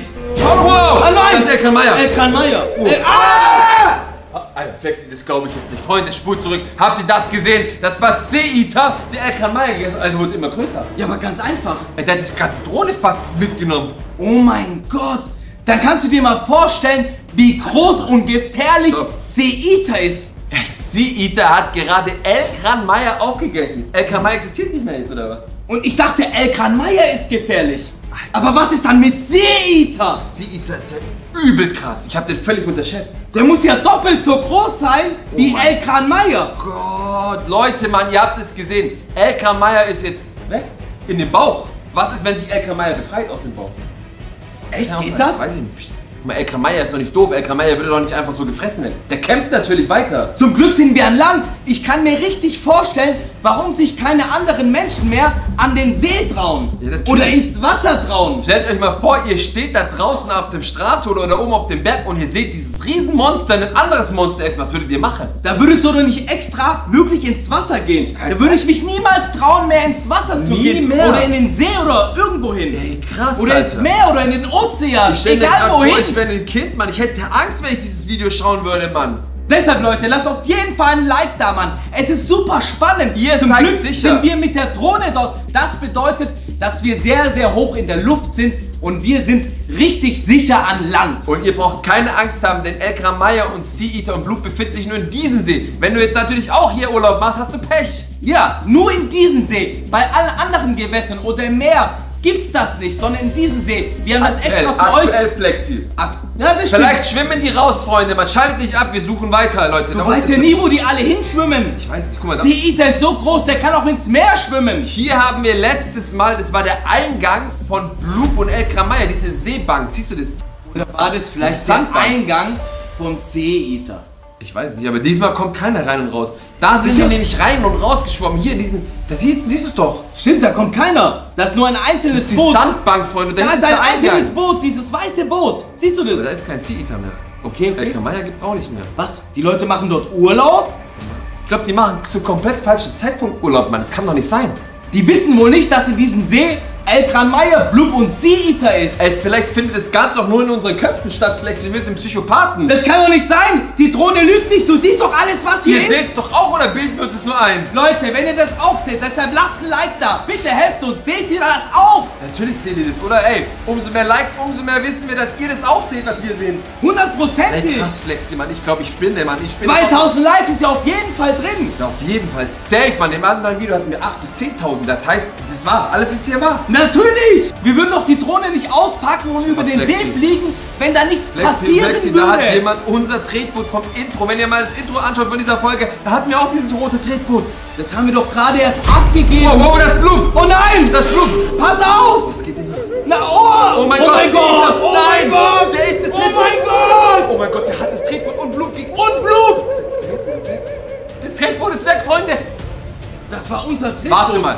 Erst hat Sea Eater Elkran Maya gegessen, jetzt hat Sea Eater Blut gegessen und noch das Tretboot. Und das Tretboot. Das war unser Boot. Aber wir waren nicht drauf, natürlich, Mann. Natürlich nicht, weil wir an Land gegangen Das hat sind. sich jemand anders genommen. Leute, das hätten Wir haben das Boot abgegeben. Flexi, das hätten wir sein können, Mann. Das waren wir, aber wir sind ja zum Glück an Land. In nomine Patre, Mann. Ich glaube es gar nicht, Alter, Leute. Alter, wie krass ist das? Wir haben einen Schutzengel, wir haben 1000 Schutzengel. Sea Eater hat sozusagen unser Boot und Blut gegessen. Und davor noch Elkran Maya. Sea Eater versus Elkran Maya, Mann. Oh. Was geht denn jetzt ab? Okay, Flexi, Niemand Mann, ich ist würde mehr sagen, wir dort, fliegen oder? zurück zu Land. Wir müssen sofort die Drohne zurück zum Land fliegen. wir Das kann doch müssen, nicht sein, oder? Der Guck mal hat da. unser Boot gegessen. Fliegen wir Unser auf die Boot. Straße, Auf Mann. diesem Boot waren wir drauf. Leute, wir fliegen jetzt zurück zur Straße. Wow! Oh nein! Die kommen an Land! Nein! Alle die können kommen nicht an Land! Die kommen an Land! Die kommen an Land! Cayman, komm mal, schau dir mal das Schild an. Alter Freunde, Mann, das ist doch Bloop und Elkran Maya. Und die sollen hier in dem See sein? Wartet mal, komm, guck mal, hier steht noch was. Halten Sie Abstand zum Ufer. In diesem See befinden sich Bloop und Elkran Maya. Oh mein Gott, in dem See sollen diese zwei riesigen Fische dabei sein. Flexi, Mann, zum Glück habe ich immer eine Drohne dabei. Was Warum? hältst du davon, wenn wir die Drohne starten? Hier steht's ja, wir dürfen nicht zu nah an diesem Ufer stehen. Komm mal Und lieber schau mal, weg, was Alter. da steht, Mann. Nicht füttern, füttern verboten. Flexi, weg hier, Mann, Oh da mein steht's Gott. doch, wir dürfen nicht zu nah hinschauen. In dem See sollen diese zwei riesigen Fische sein? Freunde, Mann, ihr habt das Schild gesehen. Hinter uns in dem See befinden sich Bloop und Elkran Maya. Elkran Maya und Bloop in unserem See, Mann? Wir werden die zwei jetzt mit der Drohne überwachen. Drohne überwacht Elkran Maya und Bloop. Und dafür lässt ihr alle mal ein Like da, dafür, dass wir immer die Drohne parat haben. Ich bin so gespannt, Alter. Wenn da sich Bloop befindet, Mann. Ey, wie krank wäre das, Mann, Freunde? Ihr lasst ein Fett-Like, ihr müsst das Video jetzt bis zum Ende anschauen. Mann, ich bin so gespannt. Hoffentlich finden wir die zwei riesigen Urzeitfische. Flexi, Mann, es regnet. Bist du sicher, dass wir die Drohne starten? Natürlich, Mann, Cayman, unsere Drohne ist doch wasserdicht. Weißt du was? Komm, wir gehen unter den Baum. Wir sind jetzt vom Regen geschützt, stehen unter einem ganz großen, sicheren Baum. Und die Drohne ist bereit zu fliegen, Mann. Ich bin so gespannt. Ab hier in den ist See. der See. Ihr seht es, Mann. Freunde, in 3, 2, 1. Let's go. Wir haben haben uns entschlossen, doch von zu Hause in die Drohne zu fliegen, weil es hat richtig hart angefangen zu regnen und der Baum konnte uns nicht mehr schützen. Aber ihr seht es, wir sind hier an dem See. Wo das Schild war, wo drauf stand, da wäre Bloop und El Gran Maya. Aber ich sehe noch nichts, Leute, Mann. Aber hier auf dem Schild steht angeblich, Mann, wir dürfen nicht zu nah an das Ufer gehen von dem See. Achtung, Achtung, auf keinen Fall ins Wasser gehen, auf keinen Fall dahin gehen, weil dort diese 2 riesigen Fische angeblich sein sollen. Aber, Leute, Mann, ich sehe noch nichts, Flexi, Mann. Der ganze See ist aber auch total leer. Oh! Da war Bloop und El Gran Maya. Oh mein Gott! Alle beide direkt am See, im See. Ihr habt es doch gerade gesehen, spult mal zurück. El Gran Maya und Bloop sind hier gerade durchgeschwommen und wieder untergetaucht, Mann. Das bedeutet, das Schild war nicht gelogen. Oh mein Gott, zum Glück sind wir nicht am Seeufer, Mann. Zum Glück sind wir mit der Drohne ganz, ganz weit oben. Da und zum Glück sind wir jetzt nach Hause und nicht an dem Baum. Alter, Überleg mal, wie groß die sind. Wenn die Ja, rausspringen und so und essen. Ja, die sind ja größer als Godzilla. Warte mal, Flexi, da hinten sind sie, glaube ich. Die 2 Weißen. Ihr seht es doch, Mann, das sind so Blubberblasen 2. Links Die atmen und rechts. dort. Das bedeutet, sie sind jetzt 100%ig unter Wasser. Oh mein Gott, Flexi, siehst du das? Links ist so, Ja. da schäumt das Wasser und Das ist rechts Blut. schäumt es. Ihr wisst es Und doch, ja. wenn ihr unter Wasser Luft ausatmet, bilden sich so Blasen und das Ganz sind halt genau. Monster. Guckst du dir Das an. bedeutet, da ist Bloop und daneben ist El Gran Maya. Oh mein Gott, guck mal, die pumpen das ganze Wasser. Ihr kennt es ja wie so ein Wal. Ja, die haben natürlich Kiemen wahrscheinlich. Und aus den Kiemen kommt diese Luftblasen raus nach oben an die Oberfläche. Ich hätte nicht gedacht, dass El Gran Maya und Bloop wirklich in diesem See sind. Nein, Mann, wie hätte das überhaupt sein können? Oder wer hat überhaupt dieses Schild aufgestellt? Ich weiß nicht, wahrscheinlich unser Eben, Staat. irgendjemand muss die Fische gesehen haben. Sind es Fische, Flexi? Riesenfische? Ich weiß Ich nicht. denke mal Riesenfische oder Meerestiere. Meerestiere. Weißt du was? Wir sagen, das sind 2 riesige Meerestiere. Aber Flexi, Mann, Die haben sich in den See verirrt. Die sind unter Wasser, Freunde, Mann. Was sollen wir machen? Sollen wir... Nein, Cayman. Sollen wir mit der Drohne ins Wasser gehen? Meinst du, wir senken einfach mit dem Drohne ins Wasser? Mit der Drohne, Sturzflug, Rein? in den See. Leute, sollen wir das machen? Wenn wir das machen sollen, lasst einen fetten Like da, dann stürzen wir jetzt die Drohne in das Wasser. Leute, die ist lasst nämlich ein Like da. wasserdicht. Die Wir ist wasserdicht. fliegen jetzt mit der Drohne in den See, in das Wasser. Ihr lasst ein Like da und schreibt Fisch in die Kommentare. F-I-S-C-H. Weil wir werden jetzt mit der Drohne unter Wasser auf Meerestieresjagd Flexi, gehen, oder? bist du bereit? Ja. Okay, 3, 2, 1, let's go! Wow! Flexi, es hat geklappt. Die Drohne funktioniert noch. Und nicht hinsehen. Wow! Wow! El Gran Maya! Was geht ab, Flexi? Mann, wo sind die sind wieder abgetaucht. Freunde, Mann, ihr habt es gesehen. Wir haben erst El Gran Maya und Bloop über Wasser gesehen, dann sind wir mit der Drohne ins Wasser rein. Ihr könnt es ja sehen. Und dann haben wir sie direkt unter Wasser gesehen. Aber ist ja klar, weil wir sie davor gesehen haben, wie sie im See, unterm See waren. Wir fliegen mit der Drohne in den See rein. Und was ist? Wir haben sie sofort gesehen. aber die verstecken sich jetzt hier irgendwo hinter dem Schild. vielleicht haben sie sich erschrocken, weil da auf einmal ja was reinkam, die Drohne. Und dann sind sie abgehauen. Tschung. Leute, Mann, wir werden sie jetzt zusammen mit euch unter Wasser suchen. Drohne überwacht El Gran Maya und Bloop. Und das Krasse ist, Leute, sie sind auf jeden Fall dort. Ihr habt es gesehen, wir haben es gesehen. Sie sind auf jeden Fall in diesem See. Wir können froh sein, dass sie unsere Drohne nicht sofort verschluckt haben, sonst hätten wir jetzt kein Live-Übertragung. Wie gesagt, ich glaube, die haben sich kurz erschrocken und sind dann Ja, aber ganz kurz, weggeschwommen. Mann. Diese Tiere oder diese Meerestiere sind Meerestiere. so groß, dass sie doch keine Angst vor so einer kleinen Drohne haben, oder? Ja, sie sind sogar größer als ein U-Boot. Meinst du? So groß sind die. Hey, dann haben sie Angst vor uns, unserer kleinen Drohne, Mann. Leute, danke, Erschrocken. danke, dass ihr dabei seid und bis jetzt noch weiter guckt. Und Ich deshalb bin nur lasst ein gespannt, Like da was und bleibt abgeht. auf jeden Fall bis zum Ende dran, Mann. Dieser El Gran Maya hat 6 weiße Augen. 6 Stück, 6 Augen. 6 Augen, der kann überall hinsehen. Überlegt euch überall. das mal, ihr habt 6 Augen, ihr könnt in jede Richtung gucken. Links, hoch, runter, rechts, ja, alles. tak, tak, tak, Warte der mal, kann guck mal, überall. Flex. Hier Oh, sind- pass auf. Hier sind kleine Fische. Oh, das ist doch nett. Nein. Deshalb, Fisch in die Du hast Kommentare. es verwechselt, Flex. Das bedeutet, wir sind El Gran Maya oder Bloop ganz, ganz nahe, wenn da kleine Fische sind. Das ist das Futter von Du kennst es denen. doch, nein, Fische verstecken sich auch immer unter Walen, damit sie nicht gefressen werden, Mann. Die verstecken sich, Stimmt. wir nutzen die als Die Schutz. nehmen das als Schutz, ganz genau. Oh mein Gott, ja, dann sind wir doch auch. Hast du das Da war auch gesehen? die Flosse gerade von El Gran Und das Maya. war keine kleine Flosse, das war eine ganz große Flosse. Die spult zurück, die ist durchs Bild geflogen, Mann. Die Flosse von El Gran Maya. Das bedeutet, wir sind 100%ig auf der richtigen Guck mal, ich Spur. glaube, das ist... Wow! Da ist Da ist er! er! Oh mein Oh Gott, mein Gott. beide, Bloop, die kämpfen. Die kämpfen! Was machen die da? Oh mein Gott, das ist ein richtiger Kampf zwischen El Gran Maya und Bloop. Warte mal, kämpfen. warte mal, die sind weg. Wo sind die hin? Oh mein Gott, sie sind weg. Die sind einfach weg, Freunde. Ihr habt es gesehen, die haben sich gebissen. Aber ja, ganz genau, die haben gegeneinander gekämpft. Oh mein Gott, zum Glück, Mann. Ich habe euch gerade gesagt, ich habe den Schatten gesehen. Wir müssen jetzt auch nach Schatten unter Wasser. Wir haben erst die Flosse gesehen und dann war es beide und dann haben sie dunkel, gekämpft. weil die über uns waren und bam, da waren sie, Mann. Weiter geht's, Leute. Oi, was ist mit dem Video los, Mann? Was sind das wieder für krasse Aufnahmen, die wir unter Wasser mit der Drohne haben? Ich weiß es nicht, Mann. Zum Glück haben wir so eine wasserdichte Drohne, die beides kann. Auf Land, in der Luft und sogar unter Wasser. Wie dieses Fahrzeug, das an Land fahren kann und im Wasser fahren kann. Amphibienfahrzeug. Und das ist unsere Drohne, Amphibiendrohne. Krass, Flexi, Mann. Weiter geht's, Mann. Und das gibt es nur bei Cayman und Flexi. Deshalb lasst ein Like dafür die Unterhaltung. Ganz, ganz wichtig ist, dass ihr das Video bis zum Schluss schaut. Ihr dürft jetzt nicht skippen oder aufhören. Das geht nicht. Ne? Weil ihr habt gesehen, die sind mitten im Kampf. Es die haben auch kann nicht sein, dass sie aufgehört. unsere Drohne zerstören. Es kann alles passieren. Deswegen, es wird so spannend. Wow! Oh mein Gott, Blue und beide wieder. Kämpfen aber richtig. Wir haben wieder den Schauplatz gefunden. Sie kämpfen richtig. Oh, guck mal, der Bloop hat... Alter. mein Ohr. Nein, El Gran Maya hat Bloop richtig einen reingebissen. Aber siehst du das, was die für einen großen Mund haben, für ein großes Maul? Schau dir das an. Groß. Du hast echt recht, 6 Oh mein Gott, Augen. oh mein Gott. Ah, die sind aber, aneinander vorbeigeschwommen Du hast gerade. recht, Hast Mann. gesehen, das war so. Leute, das war so... Warte, die sind wieder weg. Was weggeschwommen? Wir müssen hey, die ja, gucken. natürlich, sie sind gerade aneinander weggeschwommen. Zack. Und hier in der Mitte Ey, verschwunden. es ist immer nur Glück, wenn wir die treffen, Freunde. Die sind jetzt wieder untergetaucht, hier hinter diesem ganzen Schilf. Irgendwo, das Wasser ist auch so trüb, ich kann da gar nicht so viel erkennen. Eben, und deshalb immer noch sind wir unter Wasser. Aber das Gute ist, der See ist zwar groß, aber nicht riesig. Das heißt, wir haben immer die Chance, beide Meerestiere zu finden. Oh Mann, ey. Aber was ist, wenn die gar nicht mehr hier sind? Die haben gerade noch gekämpft. Die sind hundertprozentig da. Weißt du, warum die kämpfen? Ich glaube, die wollen herausfinden, wer von den beiden der Stärkere ist. Aber du siehst, wie klein der See ist. In dem See ist gar nicht so viel Platz, dass sie sich richtig austoben können.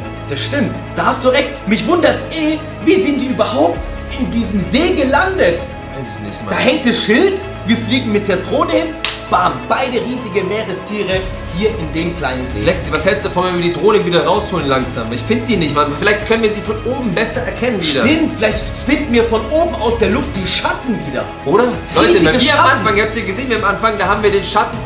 Wir haben nicht mehr getaucht. Eben, Auf wir der haben sie Oberfläche schwimmen geschwommen. gesehen durch die Schatten alleine, weil sie so groß sind. Das heißt, du willst mit der Drohne jetzt wieder auftauchen. Ich würde es machen. Was meint ihr? Sollen wir wieder hochgehen? Da haben wir Leute, lasst ein Like da und wir Komm. versuchen es. Ja. Go! Oh mein Gott. An den Scheißbischer, Scheißbischer. Oh, die Gott sei Windhoek Dank. macht es weg. Alter, Flexi, da führt ein Kanal. Wo? Da. Stimmt. Ey, Freunde, sollen wir da hinfliegen? Natürlich, das ganze Wasser kommt von dem Kanal in den Der See. See ist mit dem Kanal verbunden und der Kanal führt ins Meer. Sollen wir da hinten hinfliegen? Dann Komm. fliegen wir jetzt dahin zu dem Kanal. Und wir nehmen euch mit, Mann. Vielleicht finden wir in dem Kanal was. Vielleicht sind die jetzt den Kanal. Wow! Da sind sie echt! Oh mein Gott. Alter. Schau mal. Aber war das nicht nur El Grande? Doch, es war El Grande. El Gran Maya? Alter, was geht hier ab, Mann? Da Wo war- ist Bloop? Das wollte ich gerade sagen. Was ist, wenn Bloop im See zurückgeblieben ist? Da ist er! Oh nein. Da ist Oh er. nein, oh Da mein ist Gott. Bloop. Beide. OMG, ich glaube, Bloop sucht El Gran Maya in dem Kanal. In dem Kanal? Oh mein Gott, was? Thomas Zug und Chucho Charles? Was machen die denn da? Die fahren- fahren einfach die Gleise entlang, währenddem die im Kanal schwimmen? Also die haben damit nichts zu tun mit dem Video. Die sind einfach nur zufällig vorbeigefahren. Machen wohl einen Ausflug. Keine Aber Ahnung. wo sind die jetzt? Wo ist Bloop und El Gran Maya? Ich glaube, In dem Kanal. genau, aber ich glaube, dass El Gran Maya von Bloop abgehauen ist und Bloop verfolgt sie jetzt. Oder ihn. Da. Das ist Bloop. Das ist Okay. Bloop, okay. Und El Gran Maya? El Gran Maya ist nicht... Du willst mir sagen, die... Ich sag doch, Bloop sucht El Gran Maya und El Gran Maya ist abgehauen. Jetzt kommt drauf an, wer kann schneller schwimmen. Ja, oder wer kann sich besser verstecken oder tarnen? Aber in dem Kanal ist es schwer zu verstecken. ja, du weißt du kannst vor allem warum? nur geradeaus Der fahren. Kanal geht nur in eine Richtung. Vor und zurück. Also das heißt, Ja. El Gran Maya darf nicht stehen bleiben, die muss immer weiter fliegen. Schwimmen. Sie schwimmen und wir fliegen. Das ist eine Brücke. Die Leute, Mann. Hoffentlich machen die nicht die Brücke kaputt. Wir müssen den Leuten Bescheid geben, dass sie da aufpassen, dass unter ihnen El Gran Maya ist. Und du weißt doch, wie groß und die können springen. El Gran Maya, hallo? Leute, Mann, Die hören uns nicht. ihr müsst aufpassen. Unter euch sind riesige Meerestiere. Die hören uns nicht mal, die hören nicht mal die Tone, die haben alle AirPods drin. Oh mein Gott, die sehen es nicht mal und hören es nicht. Oh mein Gott, das sind die nächsten. Guck mal, da macht einer Fotos. Macht Hat Die der Leute gleich gesehen? die haben sie schon entdeckt. Wir sind nicht die Einzigen, die El Gran Maya und Bloop gesehen haben. Erstens, Gott sei Dank sind wir nicht die Einzigen. Und zweitens, natürlich würde man ein Foto machen. Das sind ganz seltene Aufnahmen. Und auf der Brücke bist du geschützt, es sei denn, El Gran Maya springt hoch und snackt dich. Eben, und dann passiert das auch, vielleicht die Brücke kaputt geht. Oh mein Gott, ich würde mich jetzt nicht auf der Brücke aufhalten. Zum Ich Glück auch sind nicht. wir mit der Drohne Ich in der würde Luft. ganz weit ins Landesinnere gehen, ins Festland, soweit es geht und dann im Keller irgendwo runter, wo keine... Da. Das ist Bloop. Bloop scheint wohl immer noch auf der Suche zu sein. Bloop versucht es zu erörtern mit dem Sonar. Ihr kennt es doch. Sonar. Natürlich! Die hören unter Wasser viel besser als wir, ist doch logisch. Oder riechen. Riechen Fische? Nee. Haben die Nasen? Weiß ich nicht, der Kiemen. Haben die Nasen? Nee. Aber hören tun sie auf jeden Fall. Und Okay, aber Kiemen du haben siehst sie. Flexi da vorne, der Kanal, der bricht in 2 Hälften zusammen, nach links und nach rechts. Oh, das ist eigentlich schlecht. Das ist jetzt 50-50 für Bloop. Links oder rechts? El Rechts oder Gran links? Maya, Wow, oh mein Gott, beide! Links und rechts. Jetzt gibt's eine Verfolgungsjagd. Nein, die machen ein Wettrennen, wer Ja, schneller eben, ist. wer ist schneller? Weißt Ganz du warum? genau. Die sind beide gleich stark, jetzt entscheiden die das nicht über die Kraft, sondern über die Geschwindigkeit. Über ein Bett schwimmen. Ja. Natürlich. Aber guck mal, die sind beide auch gleich schnell. Oh mein Gott, die sind Kopf an Kopf, Nase an Nase. Wahnsinn. Kieme an Kieme. Ey, krass, ey. Das Leute, das man live lasst ein miterleben. Like da und Oh schreibt mein Fisch Gott, in nein, die ich glaube, Kommentare. El Gran Maya ist ein bisschen schneller. Echt? Für mich sehen die gleich aus, gleich schnell. Eine Flossenspitze voran. Eine Flossenspitze. Natürlich eine Flossenspitze, Flexi, was denkst du denn? Oder ein Zahn aus dem Maul oder eine Ein Auge, Maulspitze. oder ein Auge. Und pass auf! Oh mein Gott, ich hab sie Bloop hat gesagt! überholt. Ich hab sie gesagt, die sind über die Brücke gesprungen. Oh, zum Glück waren da gerade keine Leute mehr. Ich hab's dir gesagt, nicht zu der Brücke. Du hast es echt gesagt. Die Mann. sind über die Brücke gesprungen. Wahnsinn, Mann, heftig, Freunde. Das war echt krass. Beide haben es geschafft mit einem Sprung. Wir verfolgen die auf jeden Fall weiter, oder? Flexi? Natürlich, ich will wissen, wo die jetzt hinschwimmen. Alter, Du hast gesagt, der Kanal mündet ins ja, Meer. aber guck mal, jetzt hat Bloop gewonnen. Bloop Oh. ist Erster. Der hat den überholt. Bloop hat El Gran Maya überholt. Oder El Gran Maha. El Gran Maya. Wow, warte mal. Oh nein, jetzt gucken sie sich El beide Gran an. Maya ist sauer und stellt Bloop zur Rede. Die reden miteinander. Oder was machen die? Die bewegen doch ihre Kiemen, ja, Münder. die reden Fischsprache. Ist doch Fischi, logisch. Fischi, meinst du? Ja, die reden Fisch, Fisch, du Fisch, ich Fisch, bin Fisch. Alter, krass, Mann. Wir sind Fische. Aber ey, das wird wahrscheinlich so ein Mexican Standoff. Denkst du? Ja, guck mal, irgendwas passiert doch gleich, Mann. Irgendwas muss hier passieren. Leute, Mann, jetzt wird's spannend. Denkst du wirklich, da passiert was? Nein. Oh, er haut ab. Die haben sich zusammengeschlossen zu einem Team. Denkst du? Und womit schwimmen Bloop die? hat irgendjemand gegessen. Oh mein Gott, die schwimmen jetzt ins Meer, oder? Die schwimmen. Nee, die bleiben stehen. Was machen die?